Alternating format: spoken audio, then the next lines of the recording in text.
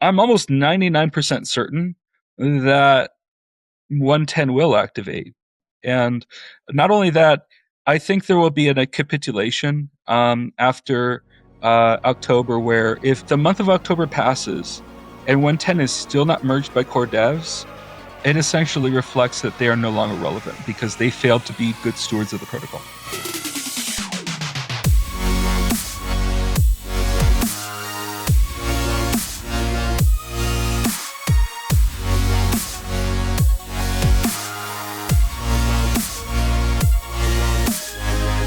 What is up, guys? Welcome back to the show. I am Guy Swan, the guy who has read more about Bitcoin than anybody else you know. The show is brought to you by the Bitbox hardware wallet from Shift Crypto. These guys have been longtime builders in the Bitcoin space, and I have loved their hardware wallet, their software wallet, their entire stack. Everything about their setup is just fun and kind of elegant, honestly. And I've been recommending them for since I knew about them. I have like 4 of them or something like that myself. And I can get you guys a discount. I have a discount code right down in the show notes. Guy, I believe, GUY, gives you 5% off. And also, it's actually a huge way to help out the show, to let them know that I am the one who sent you there. And if you don't have a hardware wallet and you're not holding your own keys, you need to go ahead and just do that. And if you have a couple hardware wallets, it's probably not a bad idea to get a Bitbox into the mix. Anyway, check out the link and the description. Also, a second note here, we have a new YouTube channel. And because we've separated out the more concise guys take video content that we have shifted towards. We are now a video first company, I guess you could say, or production. And that's the way we've been headed for quite some time. And so we decided to separate that out from the chats. So Bitcoin Audible still has its own YouTube channel, but the guys takes themselves, because they're shorter form and they're more direct or specific to a single topic, it now has guys take as a single channel.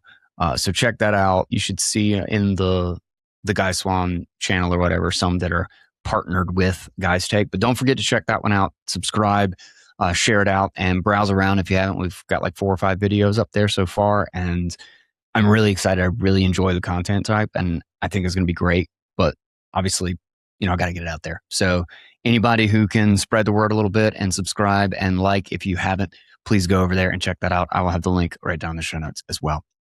Today we have a trip of a show.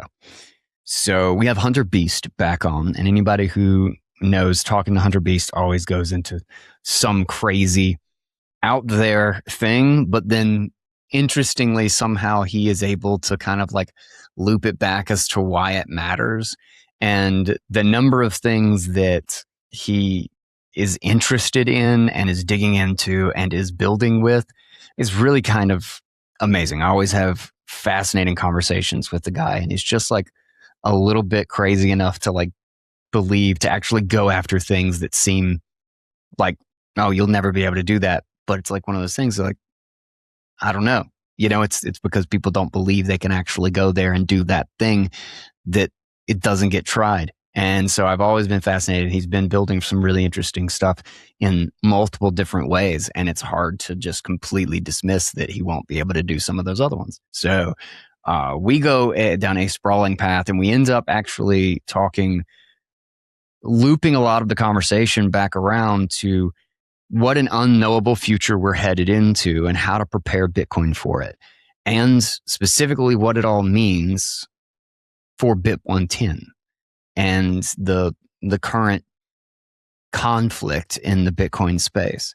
So really interesting, and I wish I had more time to actually pull on some of the threads, but I think you guys will like this conversation. We've set up to do a follow-up after the whole BIP 110 thing happens, just so I can get his perspective and see how his thinking now looks in hindsight. So we will have him back on the show, but for now, I hope you guys enjoyed this one. This is Preparing Bitcoin for an Unknown Future with Hunter Beast. Well, dude, officially welcome to the show. Thank you. We We did a show, right? We did the show on quantum, or do we just like Mhm. talk about this in private many times? No, we talk about it all the time, bud. Yeah. Well, welcome back for the first time or the second time. I don't remember. I'll link to it if we've already had this conversation in public, because I know we've just chatted a bunch of it other times. But we had a lot of fun. I feel like we had a bunch of great conversations at the Time Chain Summit, and we talked about a bunch That of was different really things cool. that it was That right. was really, really cool. Yeah. Yeah. And a shout out to the guys at the space, by the way. Hmm. But we got into a whole bunch of stuff that I just felt like I just knew a bunch of people in the audience would really appreciate. And one of the things that I'm not sure if there was anything other specific that you wanted to get into, but feel free to dive into something else if there was something you wanted to bring up. But the place that I actually want to start the show before we get to something like BIP 110 or um the maybe the bips about keys and that sort of thing, because there's just a bunch of things to unpack with Bitcoin, is I want to start and continue this thread with AI a little bit, because you're building and I don't know what you're sharing publicly yet about this, but you're building some really interesting tools, and you've been super active, and there's been a lot of people who've been doing stuff with AI and Bitcoin in conjunction that I've been kind of fascinated by. That is a great place to start. Yeah. Yeah. So I've been somewhat public about uh, everything I'm working on. I mean, if something I'm working on isn't public, it's for one of two reasons. Hmm. Um, I haven't found the time to review it and push it yet Hmm. to my GitHub, or two, it's like a red hot radioactive hot potato that could basically end Bitcoin. Which one do you want to talk about? Let's talk about the hot potato. Oh, uh, I mean, I really kind of don't want to talk about it, honestly. Not until like it won't work, you know? Okay. Like, cause like I would love to come back to that conversation, uh, maybe in September, like at the soonest. Okay. Okay. So you're working on something that you're trying to, whether or not this is about like keys or quantum or anything, but just in general, you're working on something to see if you can cause a I'm working on lots problem of things. on the network. Wait a second. No, No? wait. If I can cause a problem, that's a bold claim, dude. Sure. Well, I don't mean it that like you can do something, you can cause a problem on your computer. I mean, you're looking for a vulnerability in Bitcoin, and you have some theory as to why there may be a Yeah, problem. well, I mean, there are a lot of problems in Bitcoin. Sure. And I've been doing the work to prove that Hmm. that there are problems in Bitcoin that we need to make changes for. Here's what I will say. Hmm. I predict that there's going to be a bit of a paradigm shift in Bitcoin development and governance in the future. And I predict that the ossifiers were right in that we're not going to add a bunch of crap to Bitcoin. Like, we're not going to add covenants, or we're not going to add Stark proof verifiers. We're not going to add Hmm. opcat.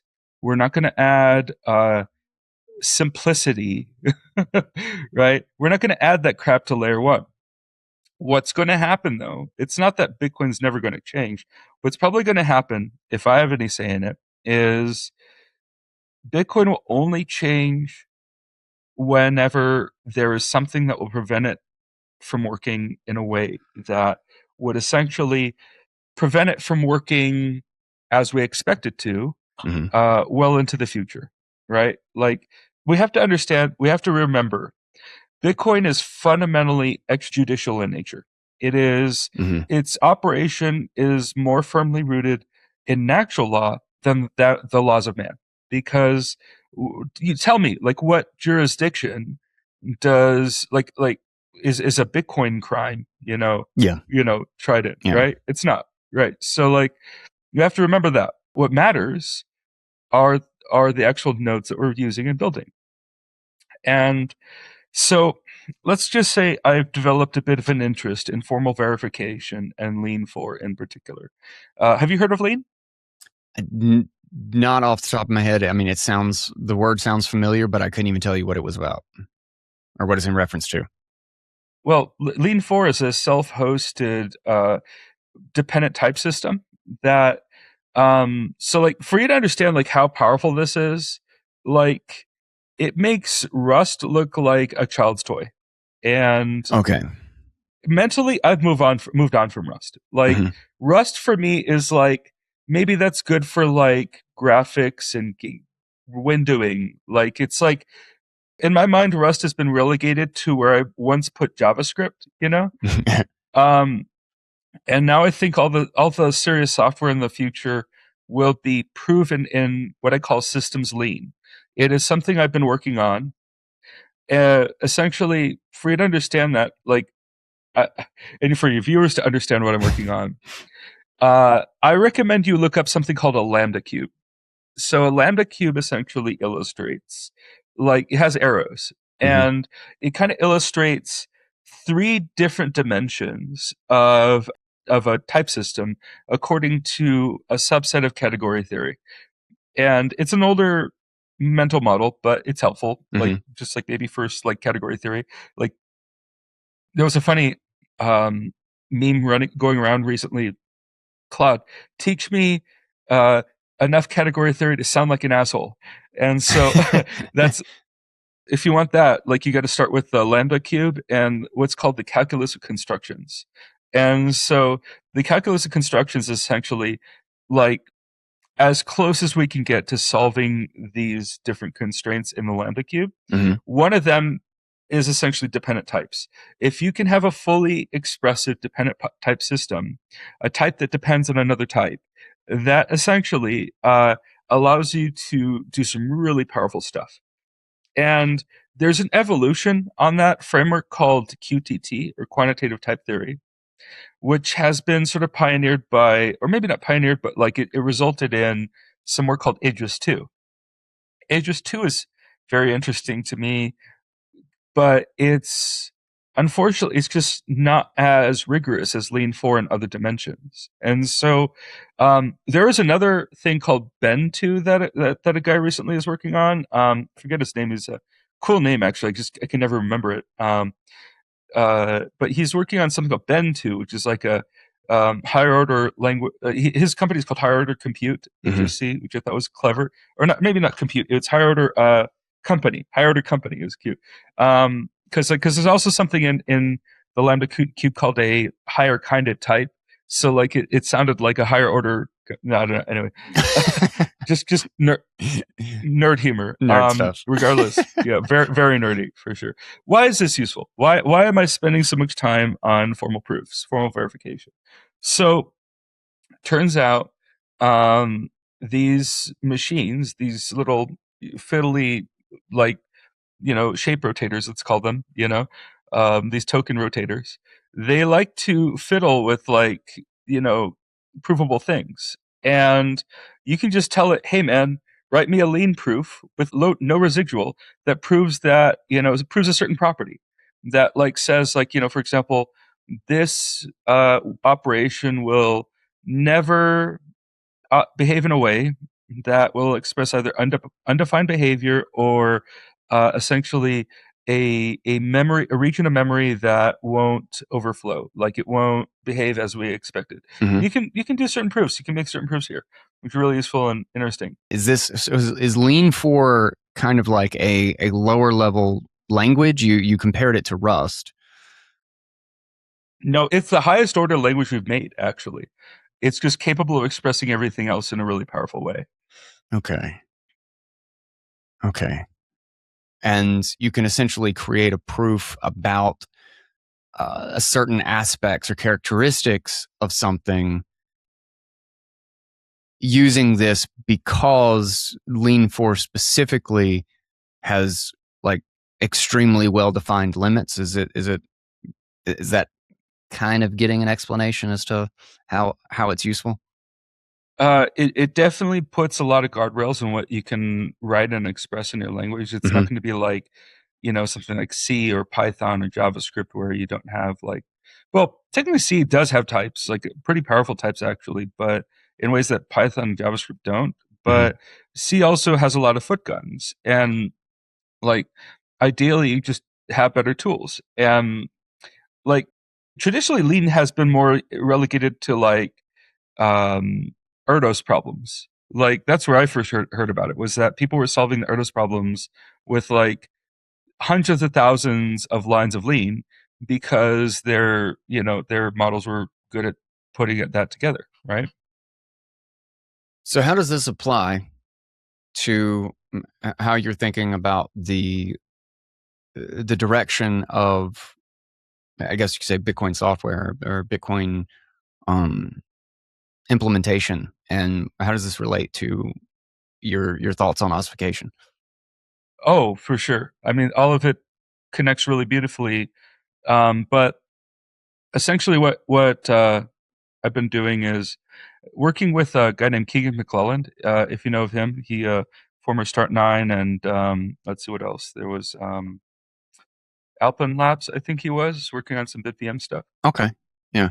and really bright dude. He just spoke at Denver Bit Devs. We're gonna have that video up soon today, I think, on our this. I think it's going to be on the Space Channel. Hmm. Because we hold it at the Space here in Denver. It was a lot of fun, by the way, meeting you and hanging out on That was a great at time. I the Time appreciate Chain that. Summit. Yeah. Oh, for sure. And I mean, by the way, I was very careful to like make sure that the Time Chain Summit wasn't like, oh, we're gonna put a bunch of operators or like inscriptions on Bitcoin. That was like never the point of the time chain, right? Yeah. I mean, maybe you could like consider the Genesis block as like one exception to that, but I mean, that in my mind that was kind of different because that was a miner, essentially embedding a message in.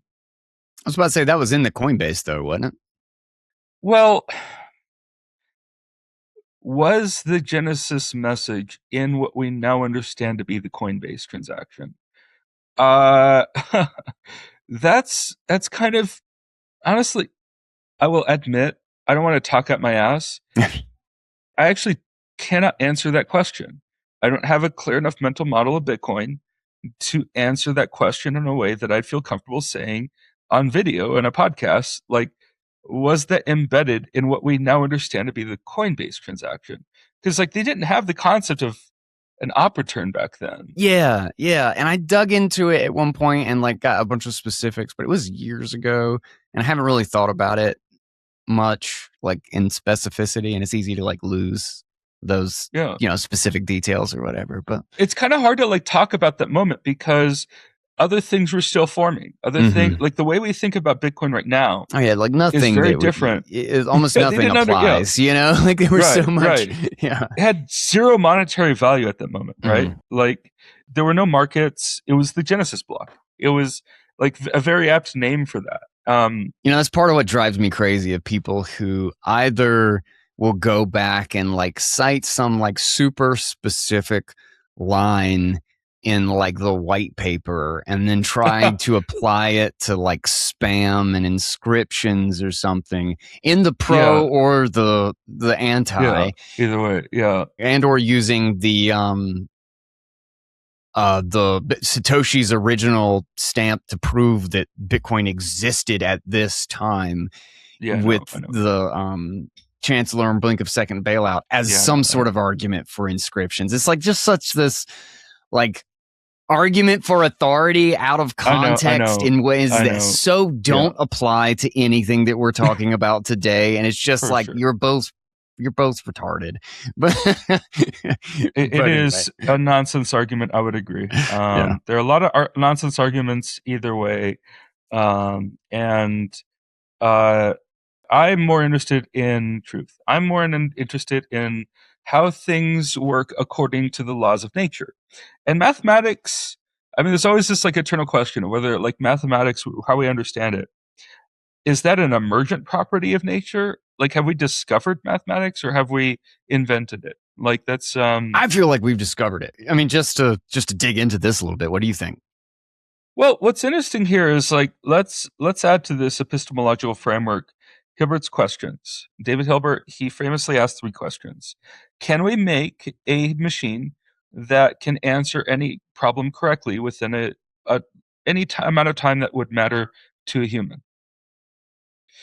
So he calls it like the Einstellungsproblem, or I think I'm not a German speaker, but like it's a weird name for the problem. But like Yeah. like think of this machine. Let's just call it let's call it the Hilbert machine. Mhm. Because like I like the name Hilbert machine because it kind of maps as an evolution of the Turing machine. Like Mhm. all of our computers right now are Turing machines. Can they be Hilbert machines? And if so, how close can they get? Right? Like if yes, I mean, like it's complicated because there's also so the three questions he asked were: can computation be done in such a way? Like, can this machine work? Actually, I should.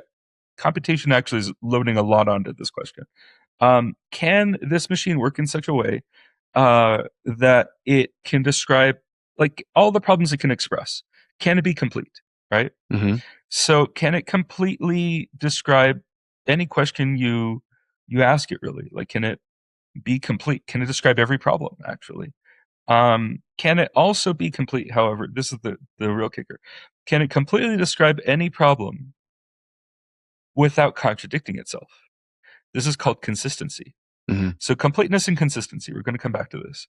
There's also the question of decidability. Can the machine itself decide on a human time frame? So consistency, completeness, and decidability are the three questions. So I call it like Hilbert's triangle, like kind of similar to like Zuka's triangle. Like Mhm. Zuka's triangle is a trilemma. It's like you pick two.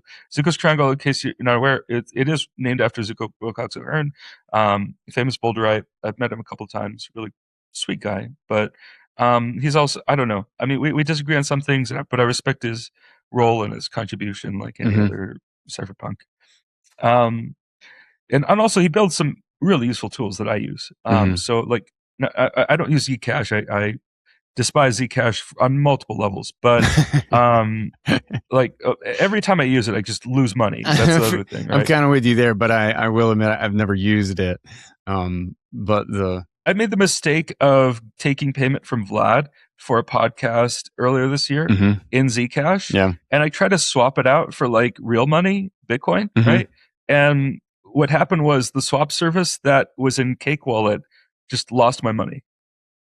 Oh no. Yeah, it Oh, lost that my money. sucks. I love Cake Wallet in general, but swap I services hate or Cake swaps Wallets. always Cake Wallet has lost money twice from me really. in different ways. Yeah. Yeah. I think you're using crypto and swap services or whatever, which First of all, that was the one time I did it. yeah, The one the time one time you did it. I made the mistake of taking payment in Zcash, and I wanted real money for my whatever the fuck that is. And like I just In defense of Cake Wallet, that's an integration with a tool that lost your money. Likely in crypto is just a lot of that, unfortunately. I was early to silent payments Mhm. because I didn't want to like key reuse. So I wasn't like a big fan of that. Mhm. Of course, silent payments uses elliptic curve like ECDH type stuff, Mhm. but regardless of that, I was early to it, and so like in the early design of Cake Wallet, they apparently used a different derivation path for silent payments. Okay. And somebody once told me that they paid me some money on the silent payments link that I had. And Mhm. years later, I came back to it. I was like, where's that money? Mhm. And Seth tells me that, like, oh, we updated it and there's no money in the seed phrase you sent me. And I'm like, oh, okay, but I don't know. I don't really have a lot of respect for the Cake team because I don't see them as very rigorous developers. I think they're spread too thin. Like Cake Wallet would have been a really good wallet if they took all the time and attention they did to shitcoins and just put it into making it the very best Bitcoin wallet. And unfortunately, they chose not to do that. And as a consequence, the two times that I've used it in a serious way, I've lost my money. And so they're two Interesting. and two like a shit product to me. Mm. Well, I'll say I haven't had that specific experience. I haven't used it a ton, but I know a lot of people who do use it, like people that I work with.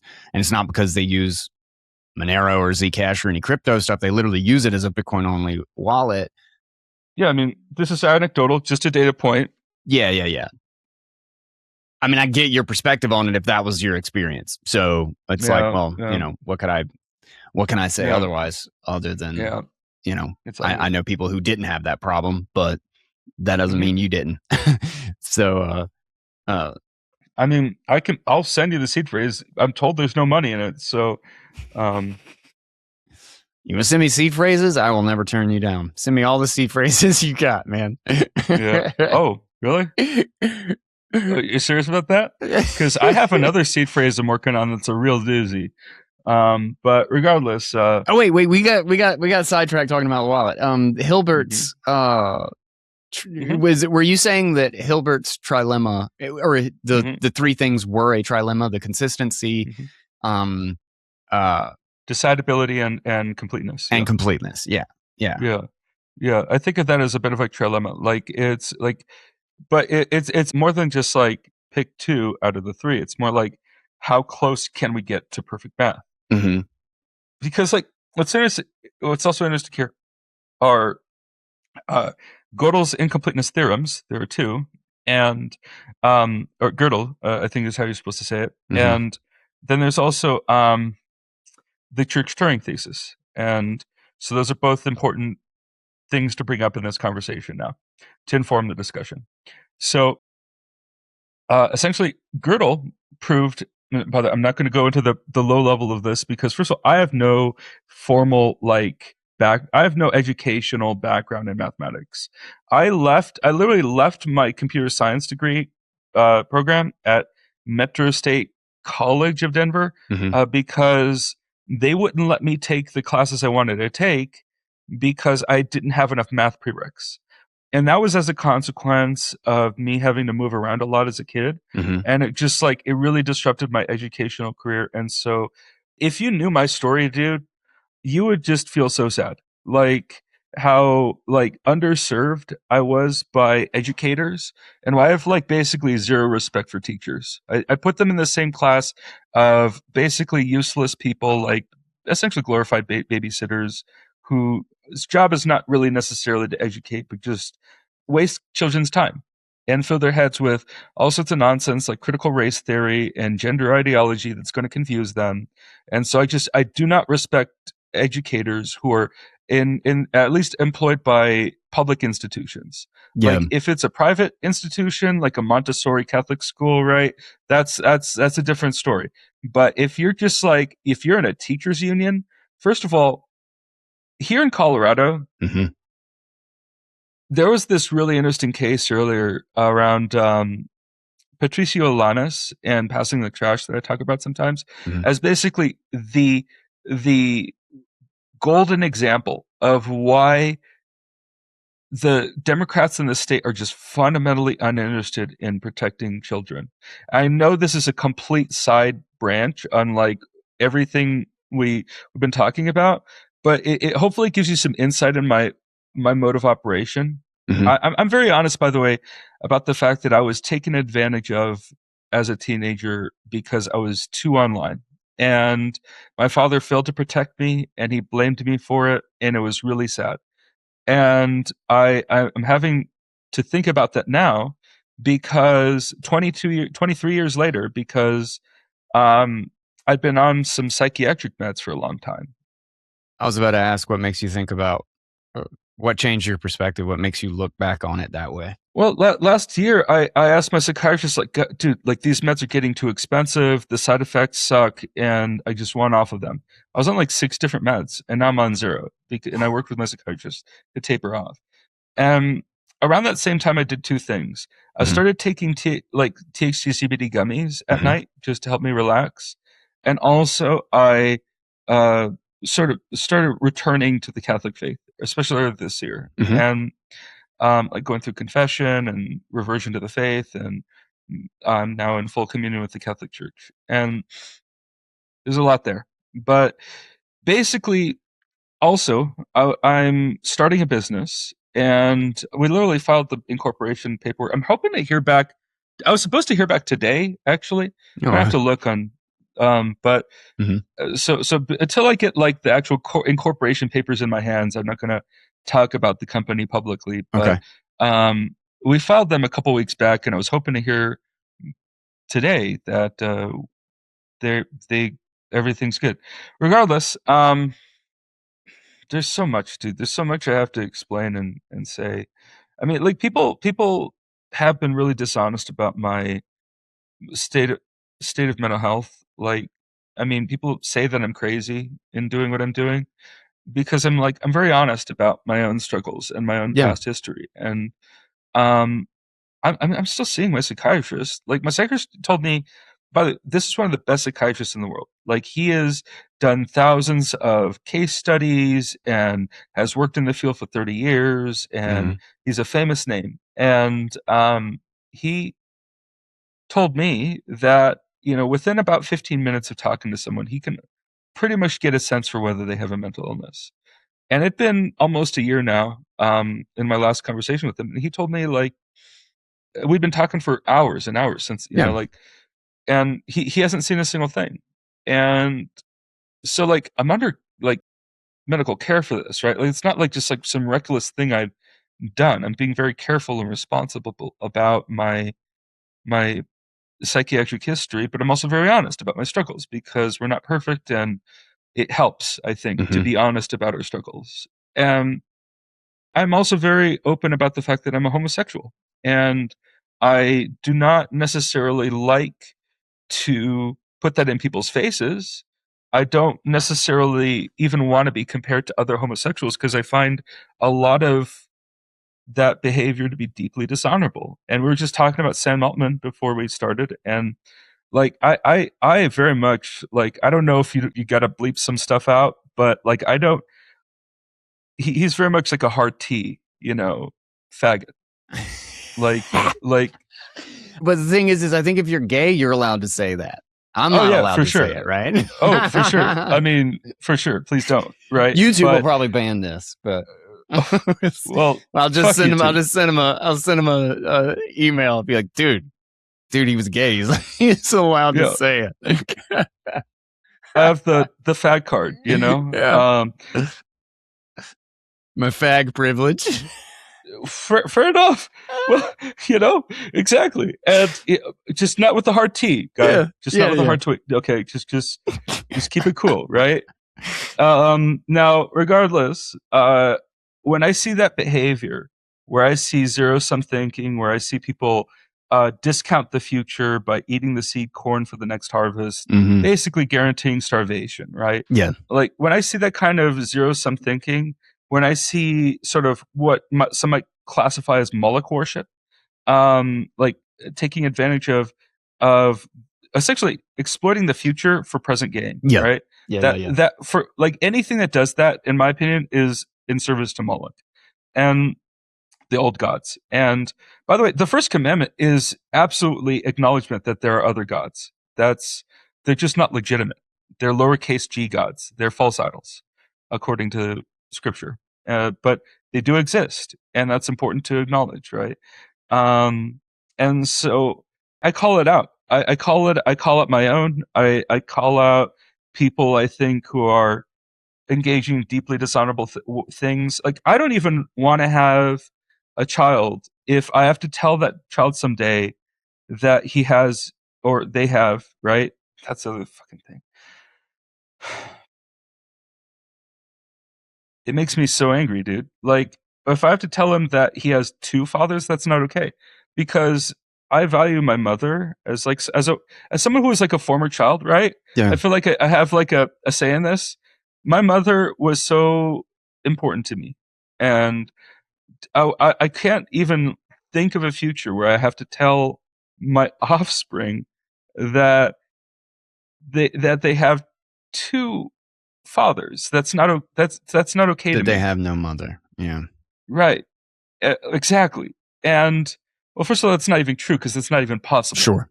Yeah. Like so, like regardless, it's just it hurts to even think about because it's so unnatural. That's why, like, as I'm reverting to the faith, I don't want to really engage with other Catholic homosexuals because I know how they think, like, or at least I know how gay men think.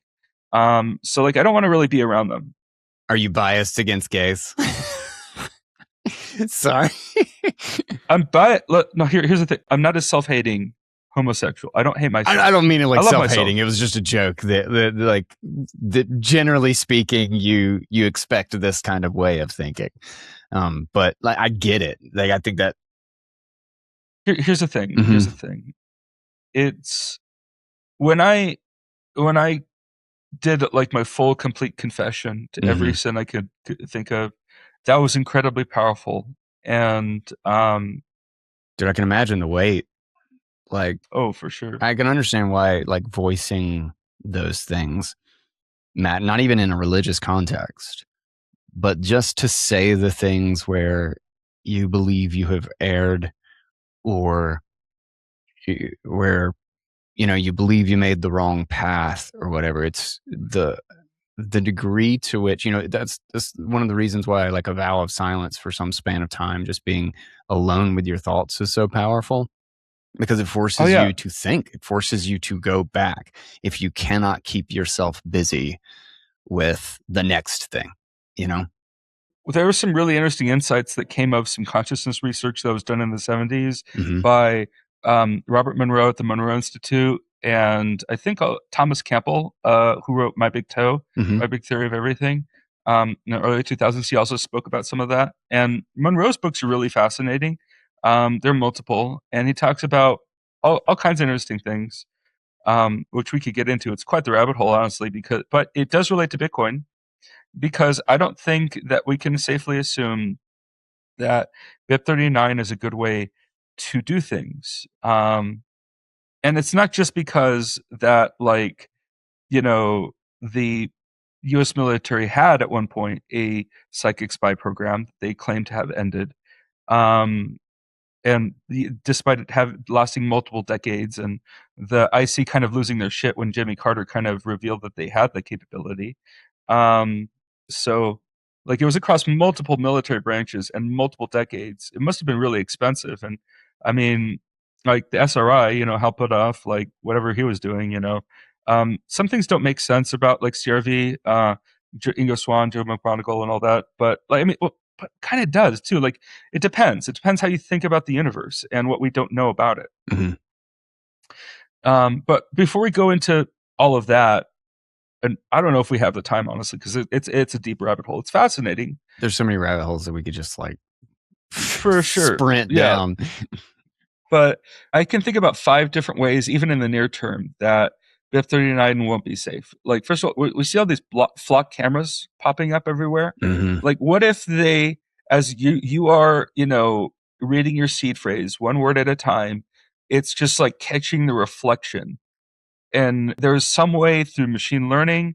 There's only 2,000 words, right? 2,048 words in BIP39. So, like, maybe it can disambiguate using machine learning and some other techniques, like even just the smallest amount of pixels in a reflection distortion that is corrected by some spook, right? Like, they can do that kind of crap anyway, like with other things. And so there's so many ways that you can be exposed. Surveillance, for sure, realizing right? Like it. Side channels, for sure. Like Meta Ray Bans, right? Like, people, could you imagine wearing? There's going to be cameras everywhere. Everywhere. We should be expecting that. We should, and not just that. I think there's a case to be made that, like, there are cameras everywhere.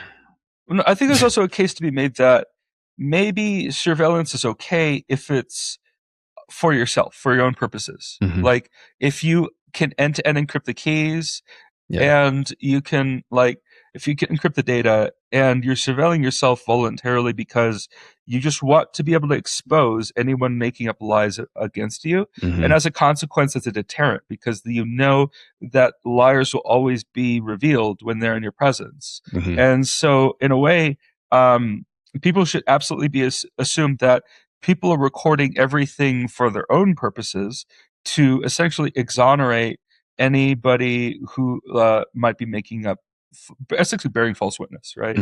And so, by the way, what's really fascinating about the Bible is that, like, nowhere in this Bible do I see any part that allows a Christian to lie under really any circumstances.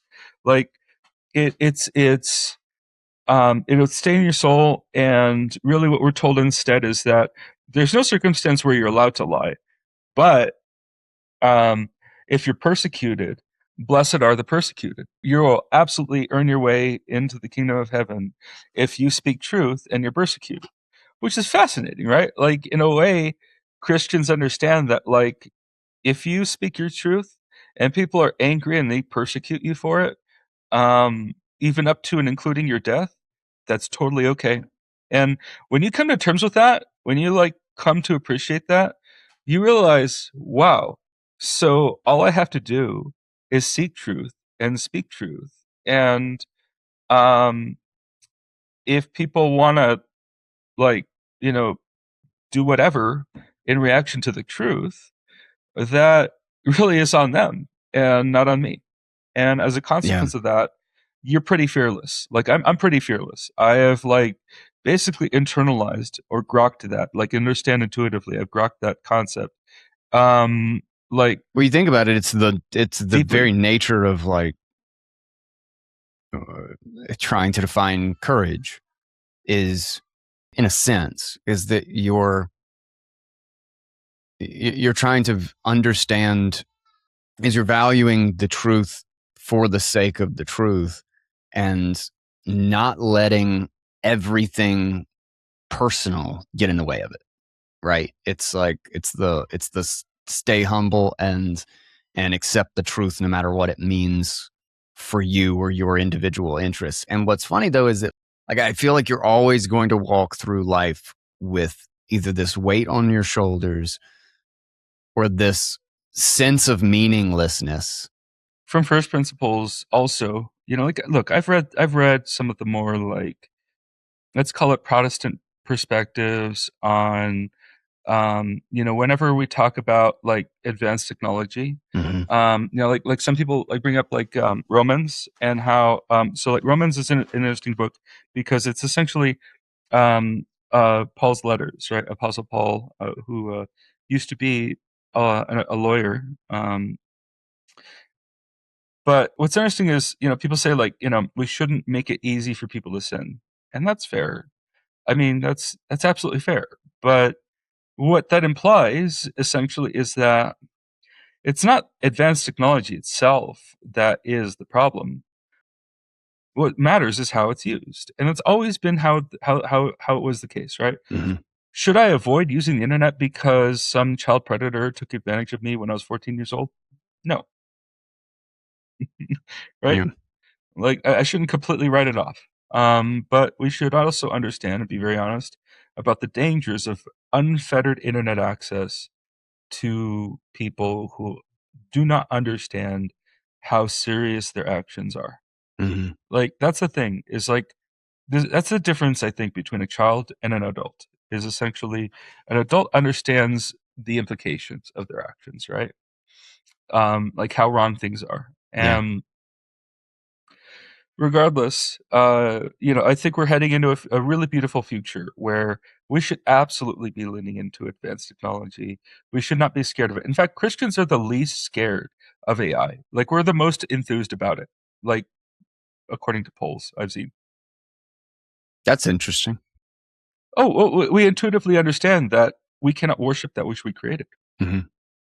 Like, there are many stories in the Bible about false idols. Like, one of the most interesting ones, actually, and this is considered kind of like an apocryphal text, maybe extra help that is included in Catholic Bibles. Mm-hmm. It's sort of like, usually, like, they include the apocryphal text in between the Old and New Testament, Mm-hmm. and like maybe after like Susanna or Maccabees, first and second. Well, also there's a dude. There's some rabbit holes there, but regardless, after Susanna, there's the book of well, so there's an excerpt in my Bible from the book of Daniel. It's so it's from the Greek translation of the book of Daniel, Mm-hmm. and it's an excerpt. There's I think well, kind of three. They say there's two stories, but there's like three chapters, I guess. Mm-hmm. It's called Bell and the Dragon, and so Bell and the Dragon is a fascinating story to me because it basically is an example of, especially the first story. The very first story where like it's King Cyrus who took over from King Astyages, like he's the king of Persia. This is modern day Iran, right? And King Cyrus, he had a friend named Daniel who he trusted, like Daniel's advice above all, right? And Daniel was a Hebrew, and as many of the people in the Bible are, like in fact, it's also important to remember that Jesus and all 12 apostles were Jewish. That's important to think about and consider and pray on. Um, but Daniel in particular, like he's a fascinating character because he is like a consummate truth seeker and he is a really clever dude. Like this might have been one of the earliest examples of a zero knowledge proof in the Bible, honestly. Um, so what he does, it does basically, it's a fascinating story, dude. Like, so King Cyrus is worshiping this idol called Bel. And Bel, in order to worship Bel, you have to feed it. You have to feed the idol. And there's a temple where you have to lay out a bunch of food, and that is, and then you just like go away, I guess. And the next day, the food is all eaten. And King Cyrus thought, oh wow, this god, like he eats so much, like 40 barrels of wine, like all this, right? Like, wow, that's incredible. He eats so much. And Daniel's like, like that's not a real thing, right? Like that God you're worshiping with a lowercase g in the Bible. It's really interesting how they do that.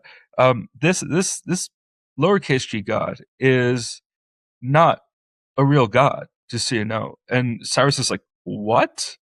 And so he brings all the priests of the temple together, and he says, Daniel's telling me you guys are like a bunch of liars. Um, and fakers. Like all of this is fake, and Bel is not a real god. If that's true, then I'm going to put you to death. If Daniel's lying to me, I'm going to put him to death. And so what they do is they'll lay out the feast on all the tables, and and they agree that they're going to close the doors with the king's holy seal, like, or maybe not holy seal, but like it's a seal of the king, and they're going to close the doors and it'll be sealed. And when they go back in, like and see, if the food is still there, then the priest will be put to death. But if the food is gone, in Cyrus's mind, then it's confirmation that uh, Bel is a like an amazing god that is Mm-hmm. Mm-hmm. so true and righteous. But what's really clever is that there's a zero knowledge proof in that. Yeah, I got the analogy when you started reading it. Yeah, or when you Right. started talking about It's Daniel has his servants spread ashes on the floor, and only King Cyrus and Daniel know that they've spread ashes on the floor in the temple before they leave and seal the door. And they come back the next day and they see that the seal has not been broken. And so they go in. And Cyrus is like, wow, all the food is gone. And Daniel's like, yeah, but look on the floor and see what footprints you see. And King Cyrus, he looks down and he looks and he sees, oh, there are footprints of men and women and children. How did they get in here? Like, turns out there's a secret passage underneath one of the tables. And he has the priest show him, and he's like, okay, well, you're all gonna die now. Like, they were really brutal back then. It was like, yeah. but yeah, basically he tells all the priests, like, oh, you're all gonna die now because like you lied to me and you had me do all this shit and you lied. And I was like, wow. But yeah, so anyway, that was kind of interesting, right? Because like not only does that map just not to concepts like cryptography and like evidence in nature, right? Which is like that's the foundations of cryptography is in mathematics. Mm-hmm. If mathematics has a basis in natural law, and cryptography is some of the most powerful uses of mathematics, then Bitcoin has more basis in natural law than it does in the laws of man. Also, the catechism, like the Catholic Church, predates them by a lot, a lot. The Catholic Church predates our modern concept of Westphalian nation states, right? Mm-hmm.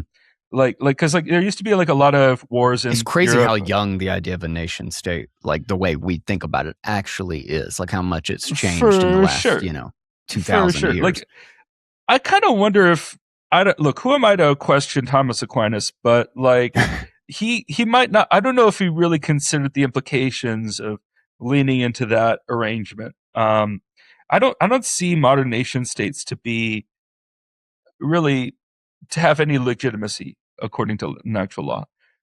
They're pretty far removed from that. They're very much like in the laws of man territory, which are flawed and contradictory. That's why we have. Mhm. That's why we can't automate the justice system. Oh yeah, yeah. No, you can. Oh my god, that program would crash so fast. For sure. There's like a million contradictions. That's why you have to have this like weird enforced subjectivity at like so many Right. different layers, because like without that subjectivity, it would literally destroy it. You literally can murder someone, and it depends on the situation. It Yeah. like depends on the circumstances and the intent. Mhm. And like you technically can, under the Castle doctrine, you can, within certain a very narrow specific set of laws, you are technically allowed to shoot someone if it's in defense of your property. But like there's a bunch of other stuff, right? Like that you have to think about. So, which is interesting. But regardless, I do not necessarily see the concept of any nation state as legitimate. Certainly not in the way that I see, same way that I see the Catholic Church. Like Mhm. I see them as a lower authority, and with a under everything, like the natural law. It's just like it's this one through line that connects mathematics and cryptography and Bitcoin. It connects Catholicism. It connects anarchism. It connects just anybody seeking truth. It's like the last cup from the well. Like that's like physicists like to say, sometimes you can drink from the well of knowledge, but the very last cup leads you to God. Mhm. And a lot of people also don't know that the Catholic Church has an observatory, You know, I actually did has know that multiple. at some point, and I can't remember why or in what context I learned that, but I thought that was Yeah, interesting. yeah. So what's interesting is in the old days, they'd build multiple sort of like observatories onto the walls of the Vatican. Mhm. And eventually the light pollution became so much in Rome that they had to move. Well, they had to move a couple times, actually. It's kind of funny in history. But uh, they had to move the observatory in particular um, to, I think it was to Greenwich during Newton's time. I could be wrong. But then, like, that also started becoming less useful at night, and for whatever reason, and they had to move it all the way out to Arizona, and now it's run by the Jesuit order, and in somewhere like there's a mountain. I would like to go someday because it makes a lot of sense actually if you think about it. Because if your ontology, if your ontological framework tells you that we're living in an intelligently designed universe, and by the way, Genesis does say universe according to my translation, at least. I mean, I'll have to look back at my Dewey Ryan's Bible from 1610, what it says, but like the Bible is pretty clear. It's not talking about the creation of Earth, it's talking about the creation of the entire universe, which I think is important to kind of understand that essentially Catholicism does not contradict essentially science, Mhm. and they're in fact highly compatible. And I mean, we can quibble over specific language and the definition of a day or a week in during a time when time didn't even exist according to cosmology, right? Like Mhm. when t equals zero, just so you know, the entire concept of time had not yet formed in space time. Like space and time did not yet exist at t equals zero. A day has to actually exist for it to be in relevance to defining it. For You sure. know, Oh, and like also, it like, how has are we to going to have a occur day and first. night? Yeah, Right, yeah, right. And how are we supposed to have day and night until like what, the third or fourth day? Like it's like yeah. there are no planets or stars yet. Yeah, yeah, yeah. So like mapping that concept of time is clearly metaphorical here. Like Mhm. it's not. What's more useful is to consider it an enumeration, like a logical ordering of events, right? And it's Genesis 2 where they I'm looking at my Dewey Rhymes Bible. It's a little harder to like get through the Dewey Rhymes because it's kind of unfamiliar in some ways, like Mm-hmm. how it's annotated. Like I have my grandfather's Good New Translation where like some people are, it's a woke Bible, whatever. Like, look, I'll read whatever, right? Like if it has the imprimatur of the Vatican, I'm okay with that. I mean, look, we also have to understand that the Catholic Church has evolved over time Mm-hmm. in very interesting ways. That's the whole point of having a religious authority, is to evolve our understanding of Scripture according to a religious authority in a process, is protocol, the magisterium, right? Like, once I'm done doing my work on Bitcoin, I'm probably going to work on Catholicism, but that work is probably about 7 years out.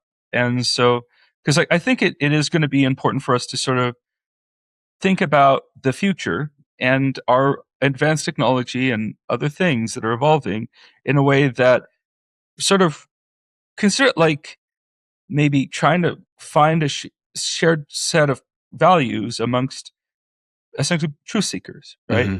And like it's kind of in the spirit of ecumenism, and essentially like the idea is like to remind people that the atheistic position is just as strong as the theistic position. They are both very strong claims that have not been proven according to scientific method. We have not yet proven that there is no creator, and as a consequence of that, it is literally a intellectually dishonest to say that you have proof and evidence that there is no God. Mm-hmm. But it's also, I will acknowledge intellectually that there is a uh, essentially no. Well, and also the Catholics would quibble with me on this one, but like, is there any scientific evidence that confirms, like, is peer reviewed, that confirms that we are living in a created universe that was intelligently designed? Not really, but I don't know if we've actually done enough work to prove that. Mm-hmm. I don't know if we've seriously tried, and so that's another question, right? Like you, one thing that kind of gets me there is if you study like quantum mechanics and how that works, if you look into, sort of how the double slit experiment kind of contradicts causality, Mm-hmm. to me that seems like a form of lazy evaluation, like as a computer scientist. There's also like Wheeler DeWitt, which is fascinating. Wheeler DeWitt essentially showed that you can essentially model the entire state of the entire universe in a single unitary Schrodinger equation, also known as the timeless universal wave function. And they say it's timeless because you don't need time to do it. You don't need time to describe at the deepest quantum level the entire quantum state of every particle in the universe. Isn't that fucking weird, right? That you don't need time to do that. I'm sorry, right? Like, well, what that tells me is that time is an emergent property. It's something that Mm-hmm. appears consistent to us as inhabitants of a created reality. That essentially, think of God as maybe the super user that has like root access to the entire universe and can see every thought, right? That reminds me like a bit of Psalms 139. That's a really beautiful psalm where King David is essentially speaking very honestly to God about his thoughts and the fact that he understands that God is omniscient, all knowing, and can see every one of his thoughts. And he's expressing his hatred of the people who hate God. And what's interesting is like, usually you don't think of like God, even of the Old Testament, as like someone who really likes it when people hate people. And so, but he's being very honest because he's being honest to his creator because about his hatred of people who hate God, because he knows that God can see all of his thoughts. And so I just think that's a really interesting thing to consider if you also think, maybe we're living in a created universe that might have multiple gods, but Catholics are told, like, maybe this is a simulation. And the whole point of it is just like, to prove a point that like to operate a flourishing and successful society, you cannot allow people to lie to each other. That can never, like, bearing false witness is in the Ten Commandments for a very good reason. There's also, of course, have no gods before I. And so, like, to me, that seems like a behavioral blacklist. Like, as a protocol engineer, Mm-hmm. I see that as a behavioral blacklist. And the Eight Beatitudes is like a really beautiful as expressed in Matthew 5, like Jesus' Sermon on the Mount, where he explains, blessed are the peacemakers. Blessed are those who. By the way, the first beatitude is really interesting. Blessed are those who know that they are spiritually poor, who have the awareness, essentially, that they have a hole in their heart that they need to fill with essentially with their spirituality, with their faith, with their belief in God, right, in their Creator. I would say that's an extension of, or a form of manifestation of humility, is just recognizing our That's limited, also another beatitude, by the way. It's blessed are the humble, right? Yeah. recognizing our limited scope and having faith Mhm. in the simple truths. The whole idea that, like, I don't have to be a scientist to know common sense, and how easy it is to just be, when your God is some political authority, or this, I'm going to prove something this way, and you're like looking at all of this data and empirical evidence or whatnot, and you get lost in details that are so far from where kind of the base truth, the like obvious truths actually lie, that you're actually, you can so often just build this giant case to confuse yourself of something simple. Like how many errors we have in society, or like things that we believe that I think are legitimately false, that if you ask like a dumb dude who just lives in his garage and digs holes in his farm or whatever, he's just like, oh yeah, no, that's stupid, nobody would ever, that's just not right, I can't explain it, but that's not right. But then you'll have these huge contraptions. It's kind of like the whole idea of like Earth is the center of the universe, like the insane elaborate constructions and things that they would create to make it look like the world was the center of the universe. Well, what's funny about the Yeah. concept of the center of the universe, by the way, is Mhm. it's all relative. Like Sure. there is Sure, no sure, there sure. is no center of the universe, so anywhere can be Yeah, the yeah, yeah, center yeah. of the universe. So Yeah. like There's an element to that, but I just mean it in the heliocentric, the idea that everything was revolving around the Earth, as opposed to uh, looking outward in. yeah, that's why I think it's important that we have a religious authority, because I think we're going to need to evolve our understanding of Scripture even further, because I think we may need to evolve our understanding of imago Dei, the idea that we are created in the image of God, to really kind of include any sapient that has had a Messiah in a similar vein of Jesus Christ.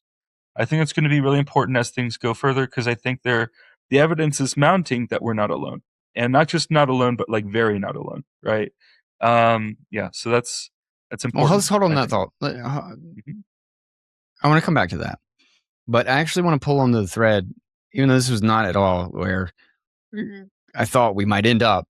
And there are some things that I want to try to get to if we have time, but Mhm. I'm interested in this thread of just the idea of creation, and whether or not we're in a simulation and there's an intelligent creator, or there is this idea of like it's emergent, and whether or not you can prove one or the other, or if like people talk about like the idea that like, oh, there's like this dude in the sky and he created everything, is so ridiculous and Flying childish. spaghetti monster, like Sky Daddy, yeah, Yeah, for yeah. sure. And what's funny is that I used to be, there was a period where I was an atheist, and I thought those were just like incredibly solid arguments. But then there's also a notion of, well, also you believe that based on exactly what, that the universe created was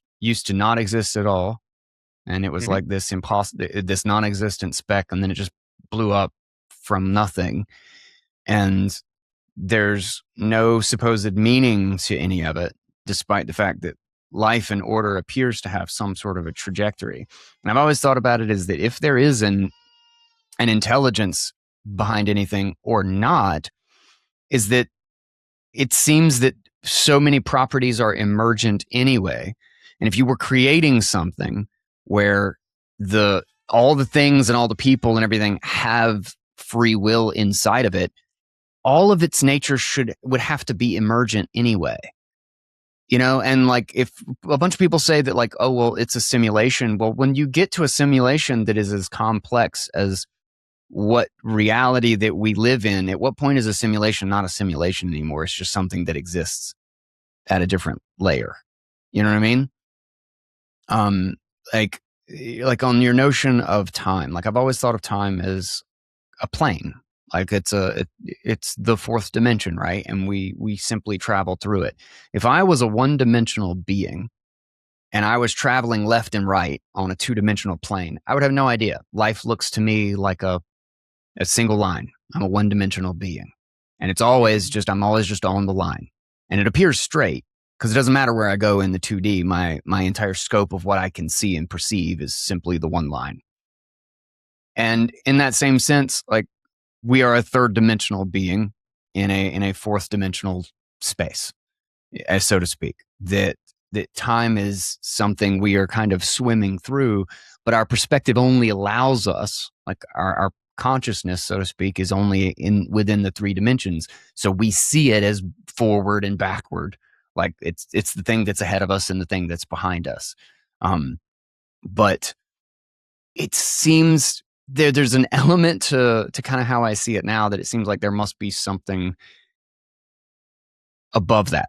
And I don't mean it that it like something that we would think of as God that exists within that fourth dimension or outside of that.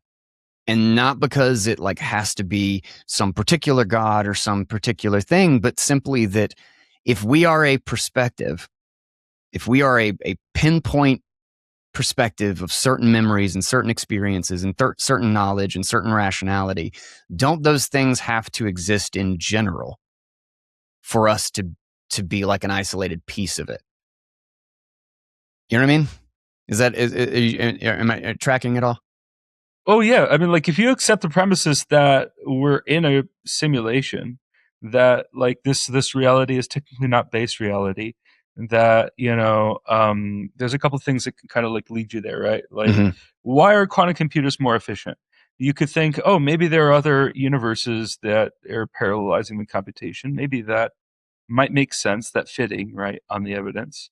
I don't. I've read, by the way, Sean. I think his name is Sean Carroll's. Something deeply hidden. Like Mm-hmm. it's a fascinating fitting, right? Like the many worlds interpretation, the ever-editing interpretation of quantum mechanics as a resolution to the disagreement between Einstein and Bohr, right?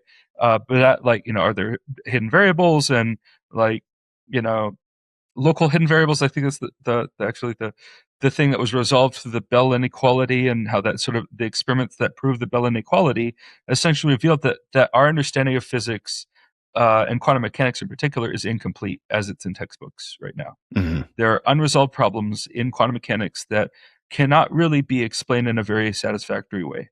Yeah, yeah, 100%. The reason why I don't believe in many worlds is because it's inefficient. Like it's computationally inefficient. My perspective is that the universe is computationally efficient, and like maybe quantum computers are faster not because like they are doing parallel, like multiversal parallelization, whatever the heck. The guy who was running Google's research on quantum computing back when they released Willow in 2024, he basically Mm-hmm. said, "Oh, maybe they're parallelizing across multiple universes." I was like, "Oh, wow, that could make so much sense." And I went down that rabbit hole really deep, and then I realized, oh, there's nothing here, and there's no evidence that supports that fitting. And so I could come up with an alternative fitting that essentially is maybe we're living in a simulation that's running on a server that is eventually consistent, lazily evaluated, computationally efficient, doesn't have a bunch of branching, everything, this and that. Anything that appears random might not really be random. Is it deterministic, probabilistic? That's a good question to ask.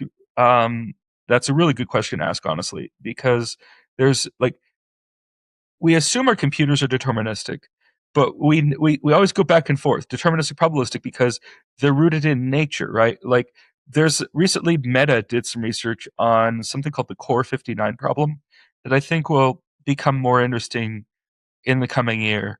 But basically, it revealed that sometimes flaws can enter our CPUs that are very difficult to diagnose.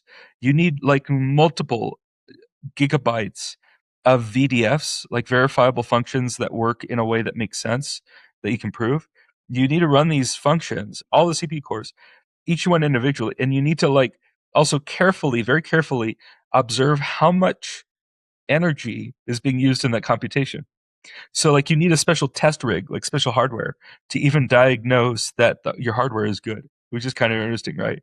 Like you need to measure how much voltage it's actually using, and also these VDFs, which are incredibly complex. Mm-hmm. And it revealed that only 60 lines of assembly. Like I can only imagine it's probably fewer than 256 bytes that essentially introduced non-deterministic behavior in the computation they were trying to do. And it was Dude. really hard to figure that out.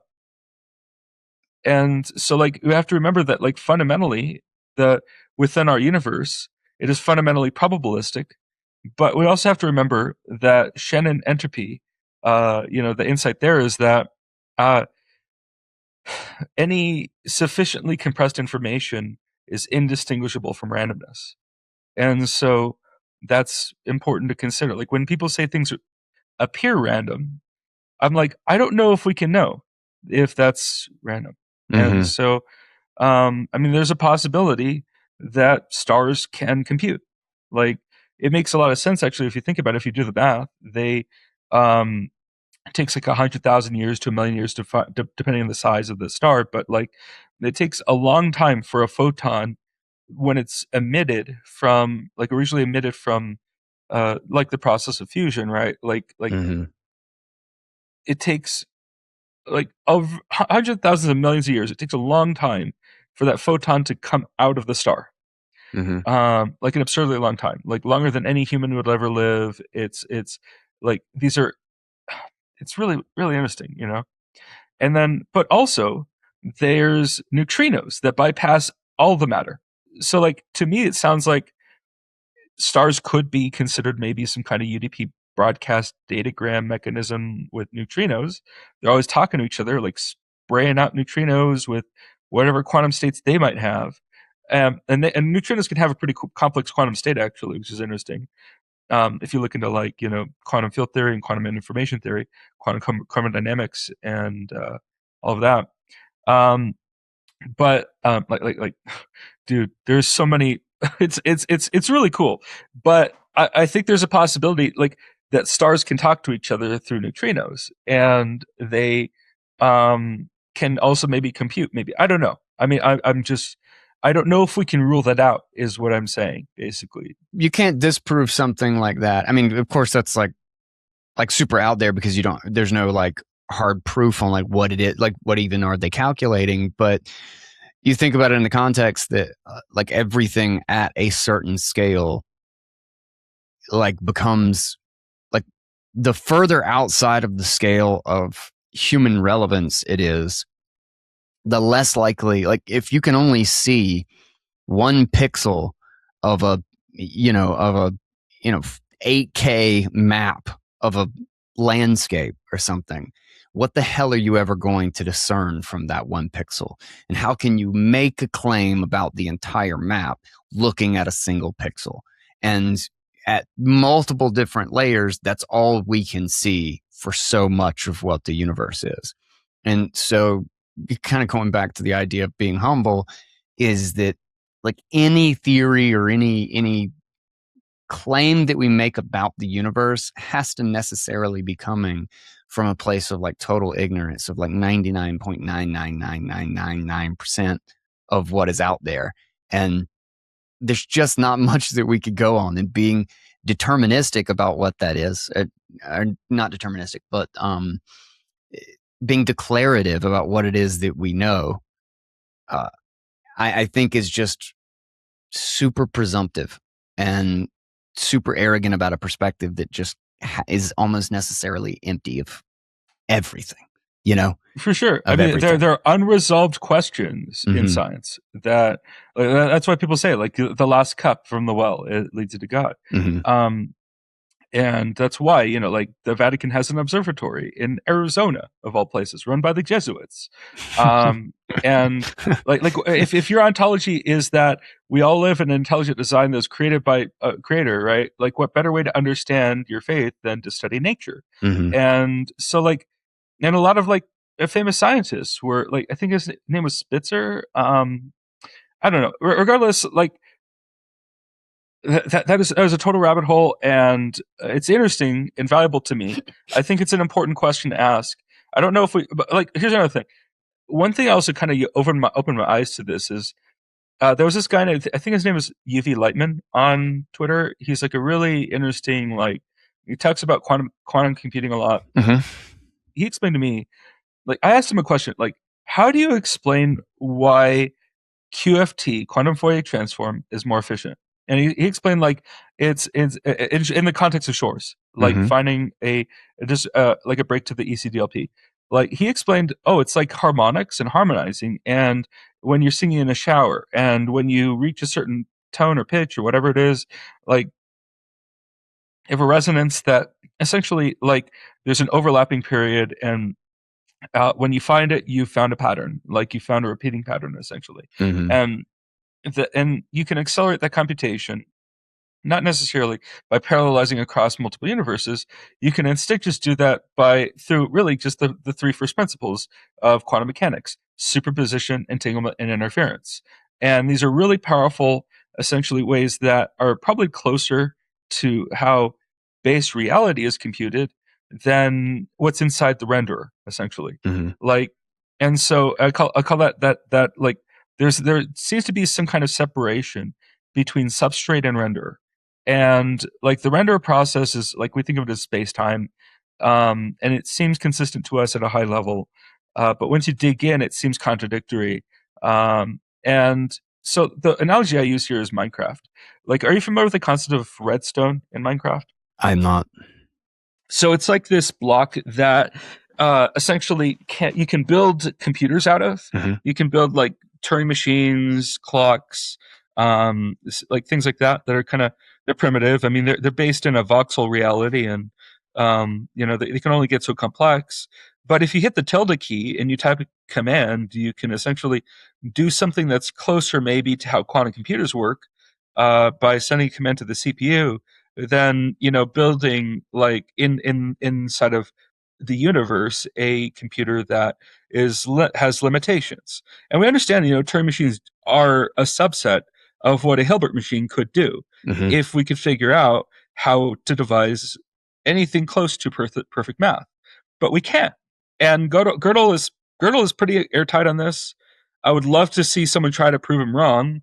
But Gödel explains even something capable of expressing addition, the concept of 1 plus 1, adding two numbers together, even a form of mathematics that is capable of expressing that is of sufficient complexity that is incapable of being both complete and consistent, and that it cannot self-describe without contradicting itself, which is humbling, right? Yeah. And even more humbling is the Church-Turing thesis. So, and how does this relate to Bitcoin? I'll tell you, because Bitcoin is not necessarily Turing complete in the way people think about it.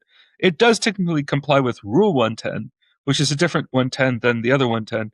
Rule 110 is Stephen Wolfram's cellular automata, where he tried to like kind of come up with all these different rules for how the company's game of life behaves, I guess, and cellular automata, and like trying to like be more formal about that. And some people will make the claim that like, if your system can express Rule 110, then it's good enough to be considered Turing complete. Bitcoin script is technically Turing complete according to that definition, but you have to basically inline all your functions and unroll all your loops. Mm-hmm. There's like no really good like go-to operator even. It's a stack-based language. It's inspired by Forth, I believe, and so not a lot of people do stack-based programming these days, because it's just like, it's really cool because it's incredibly efficient. Mm-hmm. It is really special in that regard, but it's that's a total rabbit hole, honestly. I have to explore that a bit, actually. It's like I'm building something called systems lean. Systems lean is lean that is capable of systems programming. Mm-hmm. I'm even trying to add linear types and all the different multiplicities of linear types similar to Idris 2 using Lean 4. Um, and I'm really interested in Ben 2, but unfortunately, he's just holding his cards too close to his chest. And so I can't get a good peek into that. So I'm building with the best tools I have publicly available. And so maybe there'll be like, something equivalent to the Curry Howard isomorphism, but that between like an isomorphism between what is provable in Ben 2, which is provable in Lean 4, and maybe there could be some cool synchronicities there one day. But regardless, I call that bow 8, because Lean and bow, right? I don't know if any of this is going to make sense to you right now Mm-hmm. because I'm using a bunch of jargon, and I don't know how much time you have. There's a number of references that I don't have clear examples of in my mind, so I I'm wish I trying had to the time follow. to unpack them, Yeah, yeah. but it's all good. Look, I'm just going to get to the punchline. Um, I think we need to solve some very serious problems of Bitcoin in a very serious way. And formal proofs are one way to do that. Mm-hmm. Experimentation is also another way, simulation essentially. And that's cool. Simulators are absolutely valuable in some other perspectives. And they both work together, right? Like Mm-hmm. it's kind of like applying the scientific method to proving certain questions. And one question I've been thinking about a lot is the concept right now. There's a bit of a contention in the Bitcoin community right now about essentially unpaid use of resources.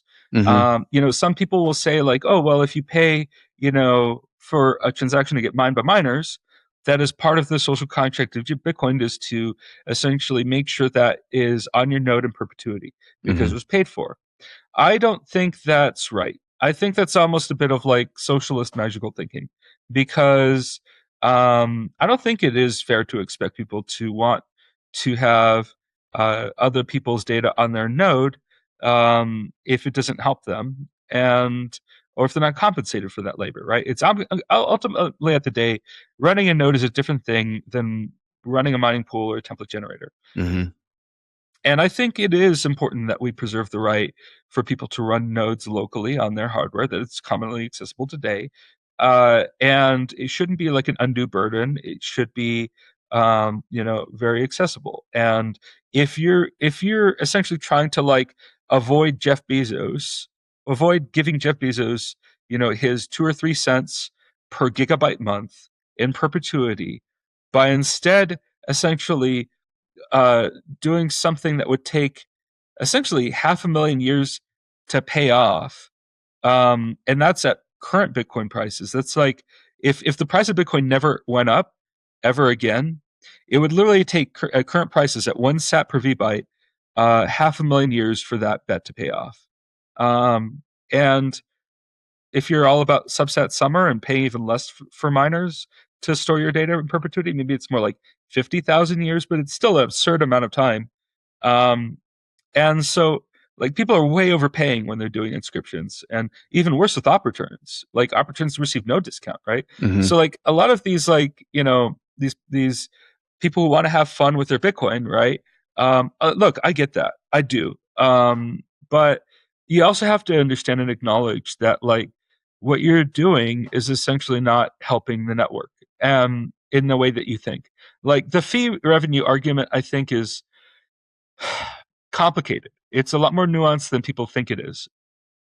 There's so many unknowns with the whole fee market thing, especially with like ongoing, like what's the incentive structure for the security and how sustainable it is. Well, I mean, the security budget argument, by the way, I think is answered really nicely by Tyler Stevens's work on the heat punk movement. The Mm-hmm. heat punk summit earlier this year was really beautiful. Yeah. It was the second one. I loved it. It was way better than the first one. That was really cool too. I think heat punk is the perfect answer to the question of Bitcoin's long-term security. People just mine it It's an for the heat. interesting unappreciated element, at least. Like I'm not sure if it's a total answer, but it cannot be it cannot be considered without putting that in the mix, I think. For sure, it's a major factor. Like Yeah. like if we can, if it literally puts the security budget question to bed, honestly, because like it's basically betting on the future. Like first of all, if you're putting your money into Bitcoin and not into gold or dollars, you're betting on the future. You're betting on a future where microchips are abundant, where thoughts are abundant, ideas are abundant. They're non-scarce and not unrivalrous. You're not betting on gold because you know that we could debase the gold supply in about 5 different ways, probably within our lifetimes. Like the 5 different ways I can think of debasing gold, by the way, I think is valuable for your viewers are. First of all, you have to understand like 99.8% of the solar system's gold is in the sun. So maybe we should consider stellar lifting. Really? If we can prove that essentially stars aren't conscious. That's, I think, important there from an ethical standpoint. We might need to ask them permission before we like start shooting a plasma lance to eject layers of plasma from the photosphere, right? Send them an email. So, yeah, right. Like send them a few neutrinos, regardless. Okay, there's also like a bunch of gold in seawater. We should probably be filtering seawater of contaminants anyway. There's a bunch of uranium and mercury, and I mean those are also kind of useful too. And mercury is also interesting because that can essentially there's this paper that came out last year from a company called Marathon Fusion, no relation to Mara. Marathon Fusion was studying the concept of modern day chrysopoeia, which is like the transmutation of other elements into gold.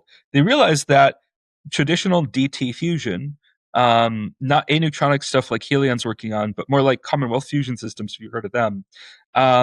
They're building like kind of like a really like a modern tokamak design that's based on Rebco tape, which is considered a higher temperature superconductor than like the niobium approach being used by ITER in France.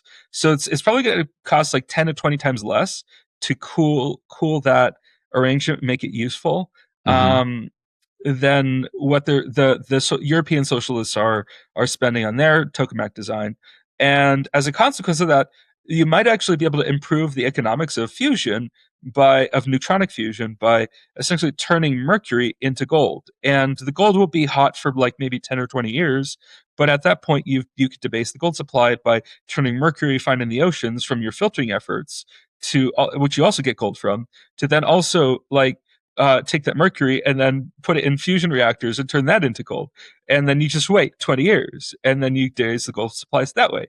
Dude, there's something called a free electron laser that basically we're going to see a paradigm shift, I think, in how we build chips. So like I don't know if Elon's talked enough about his design for the terafab, but if I had to guess, he's building it to such a absurdly large size because he's going to use what's called a free electron laser, or FEL. And FEL lithography is going to scale way better than EUV lithography. You might have heard of that. Interesting. And so the economics are going to scale really well there. We're going to get really good at VLSI, at making chips. And VLSI is very large scale integration. It's like the formalization of the rule set for making microchips. It used to be more of an art than it is a science. Now it's pretty firmly a science, unless you want to get into like the vagaries of the there's like this process that has a weird Polish name where basically you have to like make ultra pure silicon and draw it out as a big crystal. Oh yeah, you're talking about the kind of like the blacksmithing thing of like you have to like get the temperature exactly right and the consistency right before you can. There's a really interesting thing in that. It's still kind of semi-automated because like there is some intuition still there. Like it's one of the few professions that still is like a master and apprentice. It's like modern day blacksmith in a way. But I think maybe they'll automate that too. Like machines are getting really good. So regardless, like I don't think anybody can really be confident that they won't be automated someday. And by the way, to tie the loop on FELs and gold, it's like, well, look, if we're gonna like monetize like this free electron laser capability, yeah, we absolutely could be making microchips with it. But what if they're not? What if it's idle for whatever reason? What if there's not a demand for wafer starts, right? For either logic or memory or whatever is in the future, right? Silicon photonics are interesting too. But regardless, maybe you make gold with it. Like Hmm. maybe your source of energy is so cheap and you are able to make energy using your microchips using Casimir cavities, which is another rabbit hole.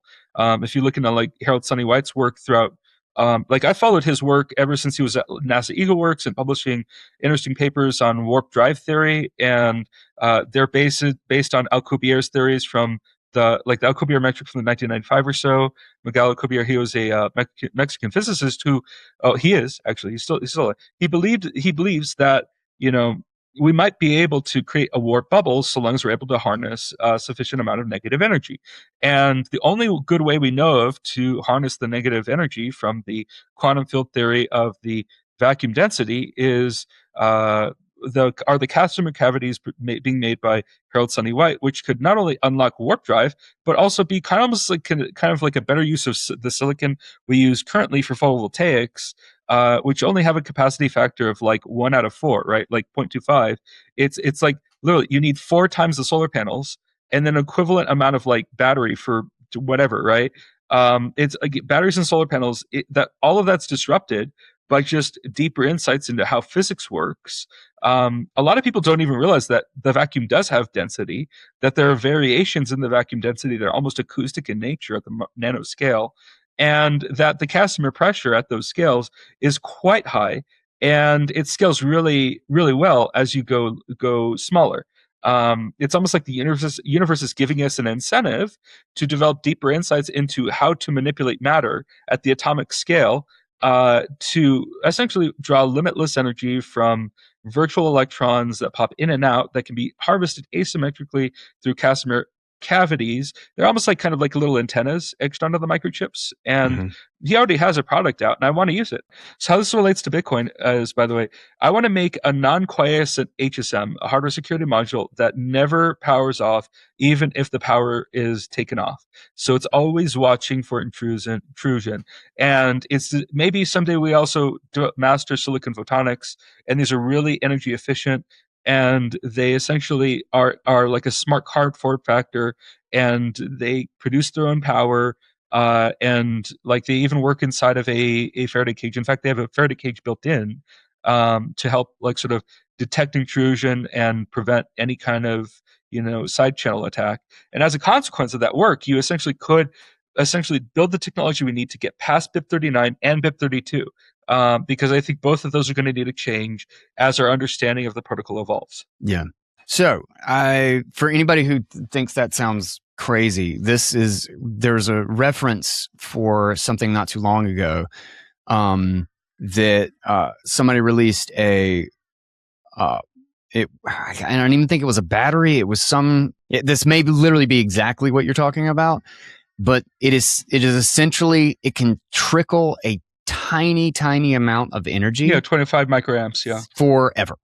Well, yeah, that's at the current scale, by the way. At the current scale, yes. Yeah, so that scales, by the way, in two different ways. It's really interesting to also consider. It scales volumetrically, 1/d⁻³, like in 3D space-time, or space, really. So it scales volumetrically as you have the dimension, your half pitch, let's say. And then it scales, the Casimir pressure scales interesting as well, even more so than volumetrically. So, of course, obviously, like, if you take a cube and you divide it into 8 parts, and you can make the thing half as small as it was before, you can have 8 times more than you had before, which is cool, right? In the same volume. But also, the Casimir pressure scales even more. It's like 1/d⁴. So as you have the feature size, the half pitch. And so as a consequence of that, and that's because you're essentially allowing yourself to harvest virtual electrons from the vacuum energy of shorter wavelength. And when you have the wavelength, you get like a way more energy. And so, because like the shorter wavelength of an electron, or a photon, like the shorter its wavelength, it's more energy it has, right? At that scale, also, it's really interesting. The nanoscale is very different than like the macro scale. It's very like the forces are very different. The pressures are absurdly high. There's a lot of interesting things there when you look into it, when you look deeply into it. And so those insights could also help us essentially create some kind of like feedback loop where free electron lasers can create chips that harvest energy that essentially helps power the laser that then creates either gives you the dilemma. Today, are we making microchips, or are we making like battery replacement cells, or are we just making gold? Like, Mm-hmm. it's really those three things, right? Like, and so how are we making logic memory? Are we making power chips? Maybe another way to think of it. Mm-hmm. They're kind of like similar to MEMS processes of micro electrical mechanical systems. And then there's also, of course, like using the FEL, which is literally a particle accelerator. It's like the free election laser allows you to tune whatever wavelength you want and apply whatever energy you want. And so might figure out like, oh, well, if we, shoot a bunch of, electrons at like, I don't know, at high enough energy to whatever, maybe you can figure out a way to make gold. So, and then of course there's astro mining. There's two important companies to watch there: TransAstra and Astroforge, and then also the NASA mission later this decade to 16 Psyche that'll probably reveal some interesting insights there. Dude, I'm pretty sure that we're going to figure out one of five different ways to manifest an amazing gold punk future where everything's just made out of gold because we can. All of its monetary properties have now evaporated, and it is debased through the abundance of deeper insights into how to essentially achieve our birthright as achieved in Genesis, or explaining Genesis, that this is our world for us to essentially be stewards of, right? Yeah. And going back to just the gold question in general, is that the interesting thing about gold scarcity is that, and importantly, the cap on gold's price, or gold's value, really, and the price is nominal. But the cap on gold's value is explicitly limited or reaches a threshold based on the amount of energy it takes to achieve or make more gold. And there will always be a way to make more gold, because as a physical, like just mining the oceans is a good example, right? Is that it's insanely uneconomical to actually do this, even though there's something like 1 gram per, like, I don't even know. It's like 1 million metric tons or something like that. But there's a tiny, tiny amount of gold, but it is purely a question of energy. It's purely a question of energy. Like, if gold shot up to $500,000 an ounce today, it would probably make sense to start mining, to start mining a million metric tons of water. And it ties into another thing that Bitcoin is all about, like OTEC, right? Ocean thermal energy conversion. I first read about OTEC way before it was cool. So one of my favorite childhood memories was my mother. So our television essentially stopped working, and we couldn't afford to fix it because my mother was a single mother. My father had left us, and so instead of doing nothing or going out and playing, my mother, in her infinite wisdom, we lived in Boulder, Colorado. She was a student teacher, and she's like studying like some kind of English degree for some kind of program for becoming a teacher in Colorado. So what she did was she would take me out to the newly built Boulder Public Library, and it's a beautiful structure. And she would take me there every day, and I'd go and get some books. And I read all kinds of weird books as a kid. Like, I read books about nuclear power, about biofuels. I remember one day my poor mother, she wanted to like do the thing where you read to your kid. And so she picked up one of my books that I borrowed from the library, and she struggled to pronounce a word. She grew up in Chile. She was like a Chilean aristocrat that her father was actually worked for the IMF, and like during like a I don't know. I really wish I could have learned to know my grandfather better before he passed away, but because I feel like we would have vibed on a number of levels intellectually. Yeah. And doesn't it suck to realize that after they're gone?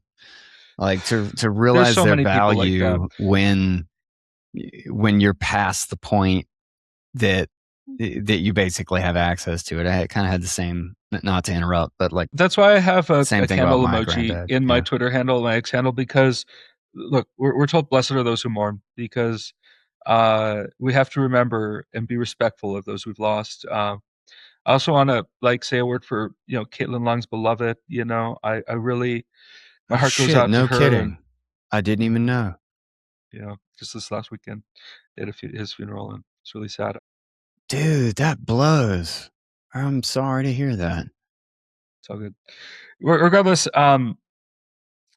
look, there's so many people we've lost, right? So many beautiful people we've lost, like Aaron Schwartz, Hmm. and Larry Susskind, just amazing, beautiful people, and it weighs heavy on the heart, and you have to do them the honor, right, of carry on their tradition, and um, so I do want to like tie the knot, like Yeah. on like the one really important thread here.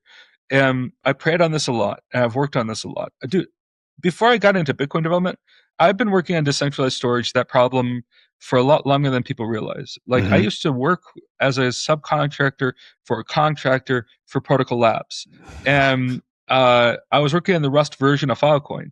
And maybe my knowledge of that protocol is a little outdated, but at the time, like they had essentially proof of space time and proof of replication, and those both gated proof of stake. And it had like multiple blocks per epoch, and it was like Hmm. the most absurdly complex. I think of almost like a Pee Wee Herman's breakfast machine of a protocol.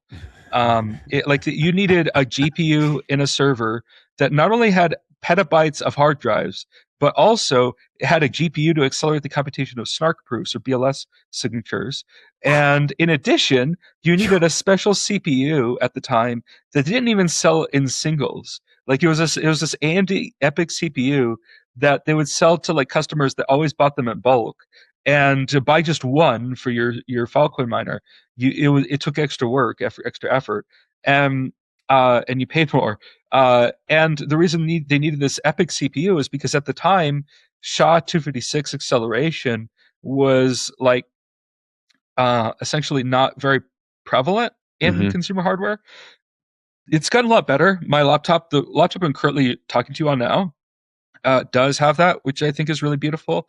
And so that's really cool that all our CPUs nowadays have SHA-NI, which is like the secure hash algorithm native instruction Hmm. acceleration that gives you like maybe a 2 or 3x advantage in computation of hashes, even in your CPU, and it doesn't take up a lot of your CPU, and it's really cool. Um, I mean, like we are not harnessing the full capabilities, even just the hardware you can buy right now, which I think is really beautiful because, like, we can, It's opportunity. for sure, it's Yeah. an amazing opportunity, Huge opportunity. Yeah. and so that's why I'm like, I forked to Zed, the editor, as Hmm. like essentially the capability to self improve recursively itself through the editor.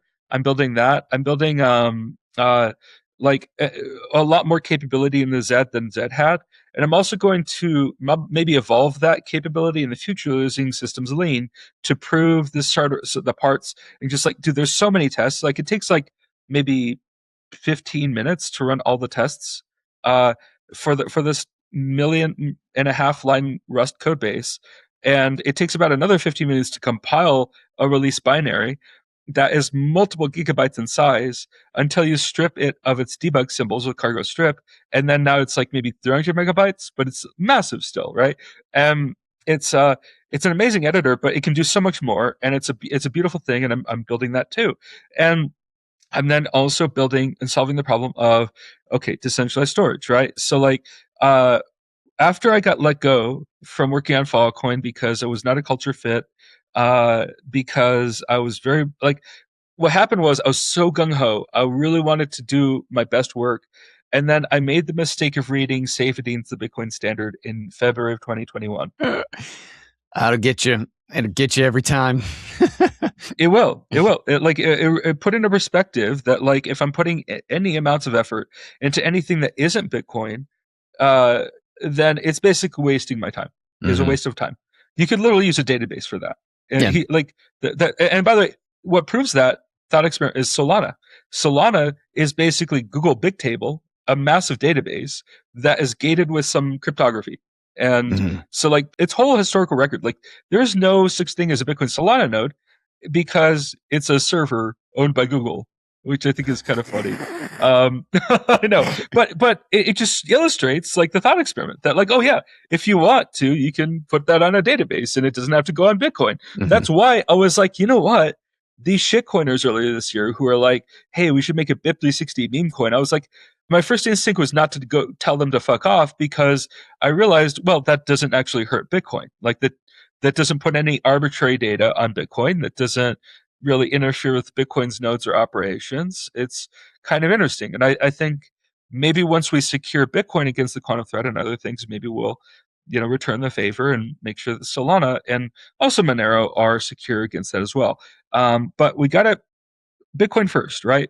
Like Bitcoin is the focus of basically all of my mental energy, aside from what I need to understand scripture and how that also relates to Bitcoin, by the way. And I've talked to Pastor Coin and the Orange Bible app, which I think is Mhm. really beautiful and really cool. And I hope it.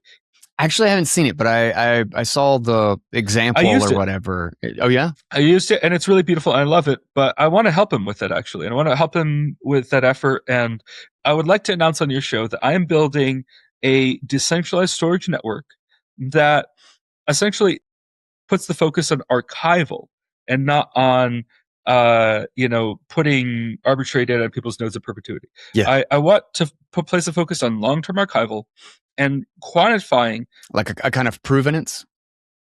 Well, yeah, it's a proof of possession. Actually, it's Okay. essentially so the concept is proof of possession that allows you to sort of make a proof that somebody has data remotely without you needing to download it all over again and prove it locally yourself. That is possible. You just Mhm. have to be really clever about it.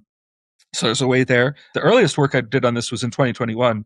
I called it Forest. It was under a different project called FuzzerNet, and that's how I landed. Actually, let's see, was that 2021? Yes, it was. Yes, it was late 2021. It was the consequence of some work I had done after I'd worked for Filecoin. Mhm. FuzzerNet was before that even. I had an interest in Rust and I was playing with Rust. I wanted to make like an IPFS that had a GUI and it Mhm. made it really easy for people to store data on IPFS. But the problem with IPFS is that they have the pinning problem. And Mhm. the way they chose to solve that pinning problem, essentially the proof of possession problem in a way, the way they chose to solve it was making this absurdly complex blockchain that required like a massive SSD for the time. The write amplification of car files was absurd, like 15x. Like your data got 15 times bigger because it's Yeah. interleaving BLS signatures Mhm. in between all the data. And so it was like absurdly complex. You needed a special CPU, you needed a GPU in your server with a petabyte of storage also. Like it was like you needed like $1 million basically to even that was table stakes in Filecoin. Oh, and also by the way, the minute they went to mainnet, the way they designed their protocol incentives was really fucky. Like essentially there's this huge ATH, just all-time high, like where essentially anybody who had mainnet fill Mhm. um could earn like I don't know 100% APY or yield or whatever Mhm. on like their money because lending it out to miners, storage miners who needed it to stake on their sectors to monetize their hardware. And so like they literally forced storage miners to buy their shitcoin to mine the shitcoin. And of course, that creates a temporary all-time high Mhm. that shows up in everybody's, dexes or trackers or whatever. It's like, oh Yeah. wow, it was worth so much. But then they didn't like a lot of retail investors did not have the deeper insight into the protocol that would reveal to them, oh yeah, but that was just a one-time thing. It's never going to happen again, and Phil is never going to return those Yeah. prices. It is a complete shitcoin. All of these decentralized storage, like They've all been a mess. They've all of all it, been a yeah. And mess. Mm. Chia doesn't even store data. It just like trashes your SSD for no good reason.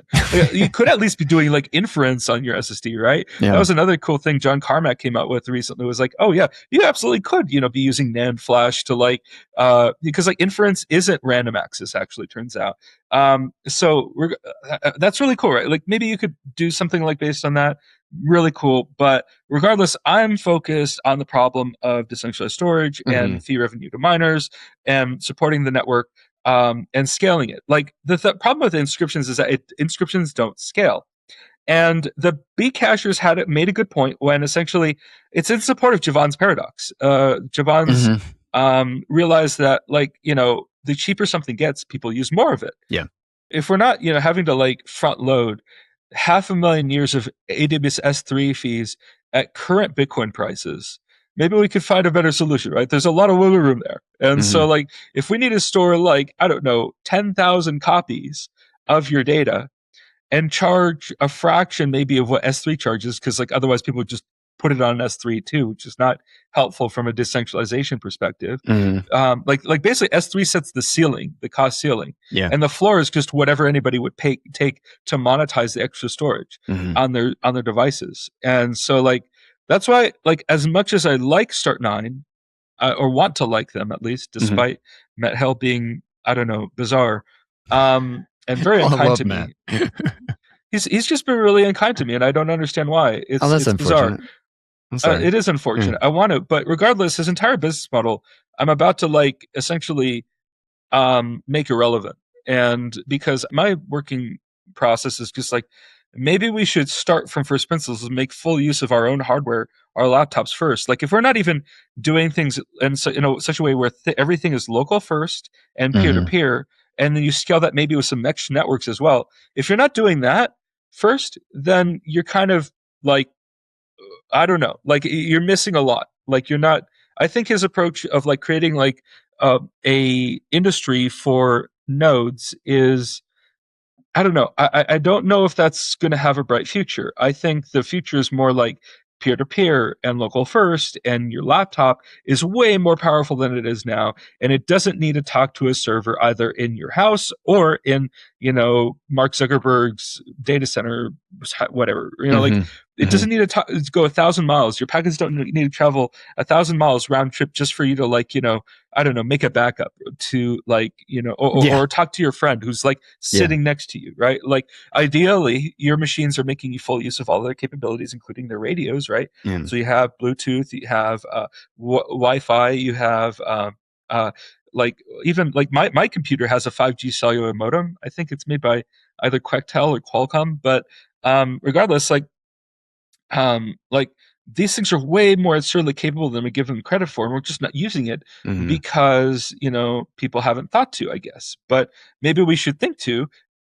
We should be rewriting the Linux kernel in Lean 4 systems Lean. We should, be proving, like, and doing and building like things that'll help manifest a bright, amazing future. One of those things could be I took ORD, the ORD index, and the ORD index. I've worked on this. I've contributed to it in the past, and I'm a big fan of Casey Rodimer. I think he cares deeply about Bitcoin in ways that like people are maybe missing. And I mean that's fine, And also, I think Hanlon's razor applies here. Like he thinks that decentralized storage cannot be solved in any adequate way, than Bitcoin can. And I'm like, I disagree. I think we can solve the problem for way better than Bitcoin can. What if we could easily and cheaply, instead of like front loading, a bunch of like data, we create storage market incentives that, quantify scarcity through a provable replication factor. And we can, incentivize the retention of scarce data, and whether it's opaque or transparent, whether it's encrypted or unencrypted by default, using encodings and provable things that we can make lean proofs for. And so like we can prove all these things and we can make them work and align incentives and create efficient storage markets that essentially are way cheaper than S3, even long term. And like you could stop paying for your storage and that's fine. If somebody else values it, they're going to pay for that instead. And even then, like you could have a storage bounty market where like, look, if there's some valuable data, somebody might want in the future, and they're the only person who has a copy of that data, and there would be essentially like a storage provider of last resort where like they're going to use like 5D holographic storage and put 360 terabytes onto a 5-inch borosilicate glass like that shit's crazy plate. to me.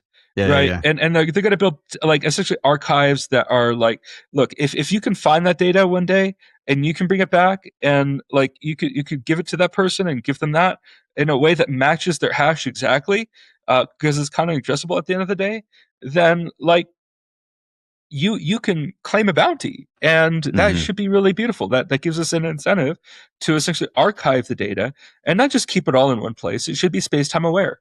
We should have a space-time aware remote proof of possession, and I call it star pops. It's a stupid acronym, but like it's just what it happens to be. Yeah, But it goes well yeah, with your hat. that's funny.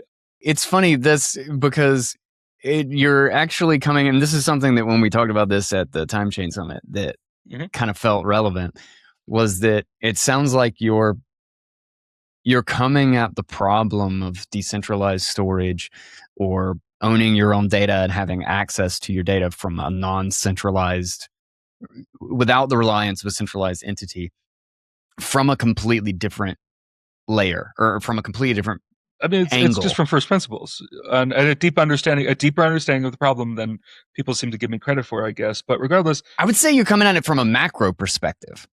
And like something like what we're doing with pair core and pair drive is a very micro. I genuinely believe both need to be thought about. Like both need to be actually addressed. And they might marry together really well. for sure, that's why like I think we should work together. That's why I included you in the chat for that we've been working Yeah, I've in, been trying and to keep up with it. there's a lot happening, There's a right? lot. There's a lot, but I've been trying to keep up with it.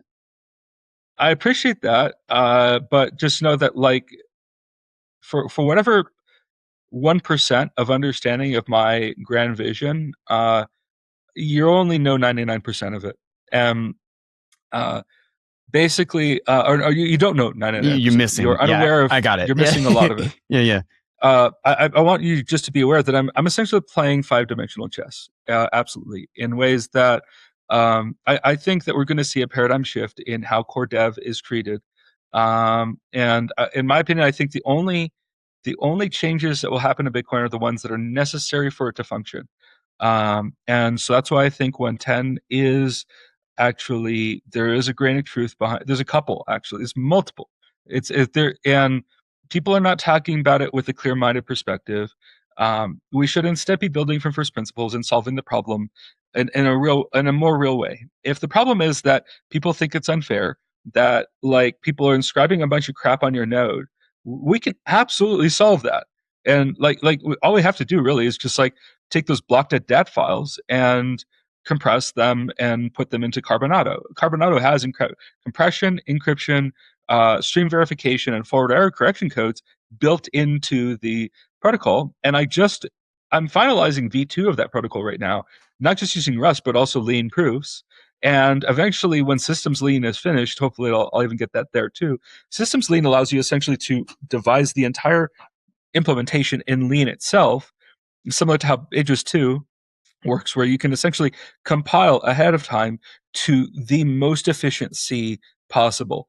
And you do that by proving everything around it and just like the bare minimum C necessary to accomplish the task Mm-hmm. according to your proofs and your oracles and your different various lemmas and proofs and theorems. It's just like and there's no residue, right? Like, so like once you get to like the. Are you suggesting, just so I can clarify, are you suggesting that the route you're taking will allow compression of the data in the chain while still verifying its validity? Oh, not just that. Like that's one level of understanding it, but I'm saying like we modify our nodes in such a way that if you don't want to store witness data, especially if it has inscriptions and other crap in it, Mm-hmm. if you don't really want to store that on your node, that's totally fine. You can just kind of prove that you can use proofs to essentially not need it, and then if you ever did need it, you can pay someone else to access the replica essentially. So there's like monetization, ingress and egress, and durable storage over time, archival. There's also going to be a distinction between encrypted and unencrypted data, because encryption is also built in the protocol. There's multiple layers of encryption, by the way. I'm combining but like a lot of shit. It's kind of a bit of a kitchen sink right now because it's like the most highly paranoid form of encryption I can imagine. Like it uses not just AES 286, it uses also Chacha 20 1305, and so it's like multiple layers of stream ciphers. And the keys and are also have the basis in both hash-based cryptography, which is one of the most conservative forms of asymmetric cryptography. Yeah, and that's the one you're talking about, the one that's quantum resistant, right? The Well, I mean, they've always been quantum resistant since 1977, right? Like since the Lampert signature was first published, like mhm, they understood that was like, well, actually, they didn't actually understand quantum computing. That was David Deutsch and Richard Feynman. But like around that same time, like there were somebody realized eventually that, oh, by the way, there's no structure to these hashes, so we can't really attack them in the usual way that you could, elliptic curve or RSA. mhm, So that's interesting, right? Um, and then we later developed deeper insights into how they work too and their limitations, like how SHA-2, like it's a lot better than SHA-1, uh, in that it has preimage resistance, but what about second preimage resistance? It's like it's like that meme, like where it's like, oh, that's really cool, yeah, that has preimage resistance, but what about second preimage resistance? And it's like yeah, that's why like tagged hashes and SHA-256D, like that's why that exists. mhm, Like if you look into like the how HMAC 512 is designed, it's not just like a naive like SHA-512. It's a message authentication code that solves for the problem of second preimage resistance by adding data at the front and the end to protect against like the extension attacks. And so that's cool, right? And then also maybe like, oh, we figured out how to make one-time signatures, but maybe if we can develop a hybrid tree and like we can commit in advance to like a tiered version of like some kind of few. It's just like there's all these like Sphinx is also like a. It's funny to me. Um, Sphinx is and Sphinx is cool. Like it builds on top of Sphinx and Winternote's one-time signatures and Watts plus mhm. C and with the checksum and there's like all sorts of really cool stuff that Jonas Nick was working on. Um, but the thing is, I think that work is also incomplete. There's some problems that I don't like how he solved it, like with XMSS and how you can't deterministically recreate that. And like from first principles, I wonder like why does it have to be non-deterministic, right? Like can't you just like like why do you need to keep all your XMSS codes, like couldn't you derive that from essentially a PRNG, right? Like couldn't you not pseudo randomly generate those numbers? And if not, why not? Like let's prove it. Like let's do the work and figure that out. Like I would like, a deterministic capability to recreate from seed entropy, the entire all of that the things that it would ever think to commit to. And the fact that like XMSS has this additional data that keeps it from being portable is interesting to me. And that's why like, Sphinx builds on the SLHDSA escape hatch, and so like that's interesting too. And we can, dude. That's another. All of that is a rabbit hole. It's a huge rabbit hole. All of everything we talked about. I wish we had more time, honestly. I'm literally, I think like dinner's about to happen. We're already at 6:30. Because there's so many questions and clarifications on things that I wanted to kind of get into, but we keep going. You were in the middle of a thought a little bit before we almost took a tangent. Look. The thing I want people to understand is that there is a possibility that we might be able to have our cake and eat it too, and not in a magical way, but a provable way. Mhm. That essentially allows us to have the archive node capability on our nodes, but delegate regions that we're not interested in to others. So witness data after inscription 0 block 6 7 7 6, whatever it was, op return data, of course, right? Like that's, you can't even spend it anyway, so why keep it around? So like we should absolutely be like doing some clever stuff with our node software in a provable way. That's why I'm very interested in BTC verified, Keegan McClellan's work, on essentially creating like a lean proof spec that I'm working to extend through more systems lean, and like having essentially like a self-hosted way to linearize and formalize the problem using formal verification, advanced mathematics, essentially, Yeah.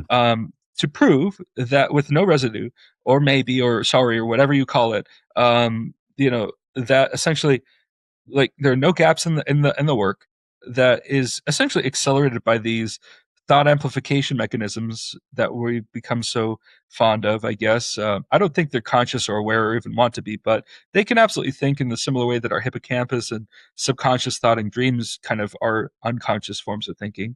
They don't really necessarily know that like what they're doing, but they can play around with the little shapes, right? And so like they can essentially help you like construct these lane proofs in a way that like when you run them, they work. And so that's a really powerful feedback loop that we should absolutely be capitalizing on. And as a consequence of all of that work, maybe we can resolve a tension in the Bitcoin community that around decentralized storage, around essentially paying people for their resources. And we should create efficient storage markets that value and can prove replication factor long term, and then build on that. And that's why I forked Ord. I called it Lord. It's layered Ord. It is scaling inscriptions, and I'm taking out the part that so I'm keeping the APIs. The REST APIs will be the same. The CLI will be the same, but what it will do in the background, in the back end, is it's going to essentially commit to. You can run it two different ways. Well, actually, three. You could do legacy would be built on open timestamps. That is free. But you can also do it in two other ways. One in such a way where your commitment will only be mined by and by the way, this is a Merkle commitment, so it's only 32 bytes of data, and it's not based on SHA-2, it's based on Blake 3, ultimately. And it's more modern and more quantum resistant. But regardless, there's and faster, but which is important, right? I love Blake 3. That's what we used in pair drive stuff. Yeah. Well, for sure. Like, and there are really clever ways to use Blake 3 if you look in a BOW and BOW tree and like the Eero efforts, like the N0 computer. I'm working with Rudiger Klein because I knew him from the Rust IPFS days. Like he and me and David, David, I forget it, Daniel Kravitz. No, David. There's this other guy. I haven't seen him in a while. I hope he's doing okay. I think he lives in Switzerland. He's like really talented Rust dev and worked on Rust IPFS. But and it built some really cool stuff with Idris too, actually, to prove essentially that you could do like this like auto merge capability of CRDTs, and CRDTs are really cool for like local first applications. Like that's where I think the future is going to be. We're going to make full use of the hardware that we have, starting with laptops and desktops. And we're also going to make full use of our nodes and our node hardware. We're going to monetize our storage. We're going to also be able to do mutual aid. We're going to essentially incentivize the protocol to behave in certain ways we expect. So there's going to be a 110 flavor of operation. There's going to be a legacy OTS operation, mode of operation, and the 110 will have two flavors. It'll have a pro and anti, and that'll be built into the protocol. Like a commitment will be different on the 110 flavor than it will be on the anti-110 flavor. And essentially that allows you to create an incentive for people to operate the chain as people would expect it to. And as a consequence, I want people basically to archive, this entire moment right now. I want to build the tools that we can go and archive everything people were saying so they can't just delete their tweets and say they didn't say that. I think that's important. Accountability is important, essentially, for this paradigm shift, for people to admit they were wrong and why. And like they can't just lie. Like we need to hold the liars accountable. We need to build the technology necessary to do so. And through that, after that, we'll resolve the tension. The tension around 110 is not this and that CSAM. I don't like the CSAM argument because it uses, first of all, law enforcement language, which are lower laws of man. Like you should understand that CP is wrong in regardless of what it is or who is enforcing the law. You should always understand that it's wrong anyway. So regardless of like the CSAM argument, because it's a very statist argument, I really dislike it. But it's also a complete distraction. The real tension, I think, which is going to essentially reach crisis levels this year. Like if you ever read I'm actually propping up my laptop with it. There's this book, Thomas Kuhn's The Structure of Scientific Revolutions from 1962. He basically explains that science doesn't advance until our understanding of nature, essentially. Remember, science used to be called natural philosophy. Our understanding of nature doesn't advance until there is a crisis and you resolve the tension with proof.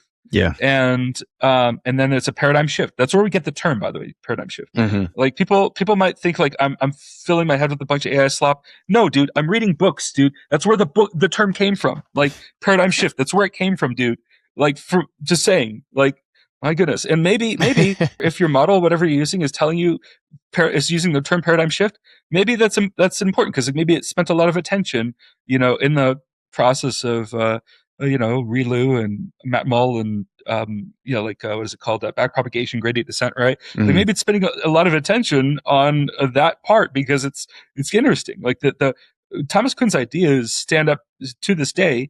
And applying them to the question right now of will 110 activate, I think is a question really of is Bitcoin a reflection of insights in nature and mathematics? Is it instead a reflective of some other thing that isn't really aware of the deeper nature of essentially the problem? Mm-hmm. So and there's always another kind of kernel wisdom people should remember is the industry doesn't evolve or change until people have a deeper realization of how to better play the game. Mm-hmm. And that's always been the case in the course of Bitcoin and just entrepreneurship and innovation in general. It's just like we figure out the rules of the game better and they become more clear. And the people who are clear minded about the rules of the game, including say D Hawk, right, the Mm-hmm. founder of the Vias network, and he wrote a really fascinating book about like chaos and order, the chaotic age. Mm-hmm. But regardless of that, all of that is really fascinating, useful to me, and just shortcut all of this. I'm I'm almost 99% certain that 110 will activate, and Really? it'll activate this. Yeah, and not only that, I think there will be a capitulation after October, where if the month of October passes and 110 is still not merged by core devs, it essentially reflects that they are no longer relevant because they failed to be good stewards of the protocol. Interesting. Interesting. I hate that we just got there at the time that we need to cut it off, but let's call this a cliffhanger because maybe we'll talk about this a little bit in private or whatever, and potentially do another show or short video or something as a follow up. Because I do have to cut it off here, but in other conversation, at least, if at the very least, I'm gonna have to dig into your reasoning as to why.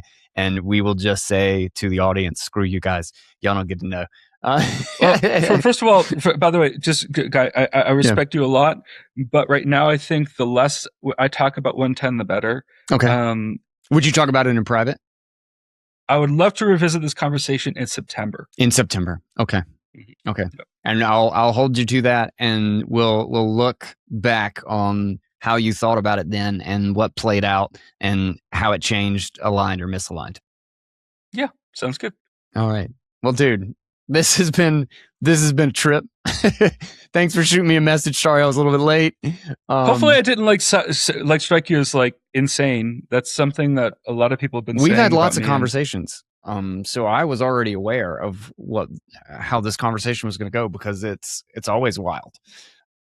But ideally, you're not concerned about my mental health, right? No, just the only the hat. Only the hat. But everything else we're good. I mean, it is a Taproot Wizard's hat. It's because I wear it because, as I said earlier, I wanted to wear something that essentially says, I might know something you don't.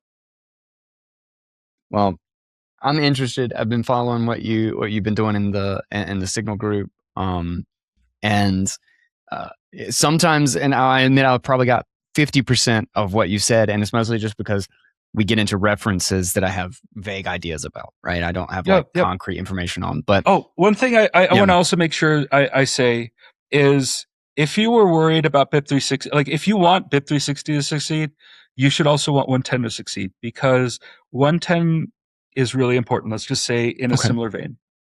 Okay. Interesting.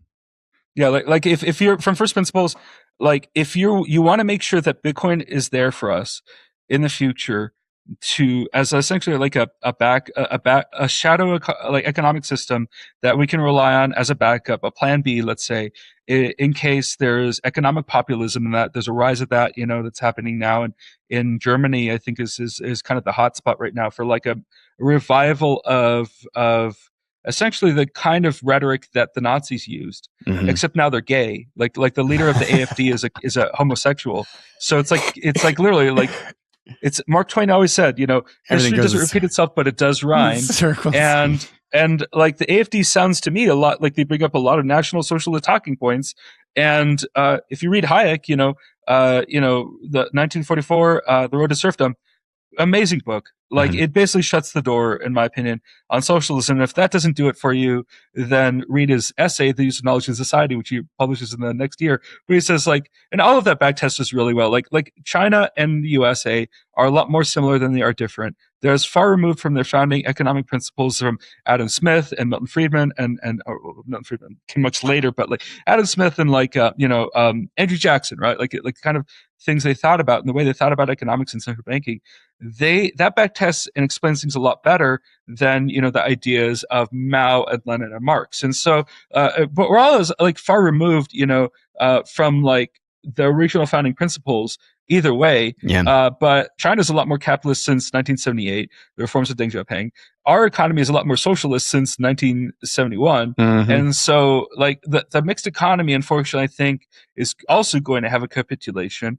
And ideally, we avoid that capitulation. I'm sorry cutting into your dude. I'm so sorry, dude.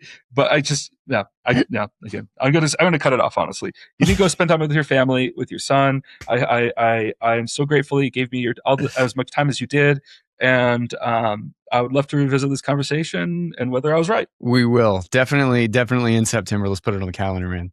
Thanks for Thank you, joining man. me, dude. Have a good For sure. afternoon. Bye. Later. As I noted, we will have links and details in the show notes. So there will be plenty of things to check out, many of the things that he mentioned, and one that I actually had meant to bring back up in part of the earlier discussion, but Gödel, Escher, and Bach, and Eternal Golden Braid is a book that I had explored. I think I only ever read like a third of it, but I was like kind of fascinated with it before I ended up getting kind of distracted and never coming back to it. But a lot of what we talked about in this conversation has me like wanting to go back down that rabbit hole again. And I always thought it was really interesting, and some of the kind of out there theories that he touched on, I feel like have a really interesting basis when you kind of try to unify what a lot of the various theories or people think about what we can know and what we don't know. So anyway, I just wanted to recommend that book in addition because I know I will be actually going back to explore it again. With that, don't forget to check out Hunter Beast. Don't forget to follow what he's doing. It will be really interesting to watch, and I definitely want to get his perspective on what's happening as BIP 110 reaches its activation and signaling days and all of that. So we will see. He's pretty confident. The follow-up will probably be interesting. With that, thank you guys for listening. Do not forget to check out the Guys Take YouTube channel. That will also be down in the show notes. We've just kicked this off, so trying to get attention to it or let people know that it's out there is really, really important, and it is hugely helpful for you guys to share it out and go subscribe and like, just to give it a little bit of momentum, because we're putting a lot of effort into our video content over there, and I really think it's going to be good. This feels like the right direction for what I want to do and how I can like target very specific and concise ideas and hit them as like an aggregate for the 100 or so things that I end up exploring around something. So there will be a lot of news and like topical stuff, but then also just kind of like explanations, like essentially an extension of my two sats things. They're just kind of all becoming Guys Takes. So check those out. Don't forget to subscribe, share it out. Don't forget to get your BitBox discount right down in the show notes. That's also another great way to help out the show. And I thank you guys for listening and sticking with me. And I will catch you on the next episode of Bitcoin Audible. And until then, that is our two sats.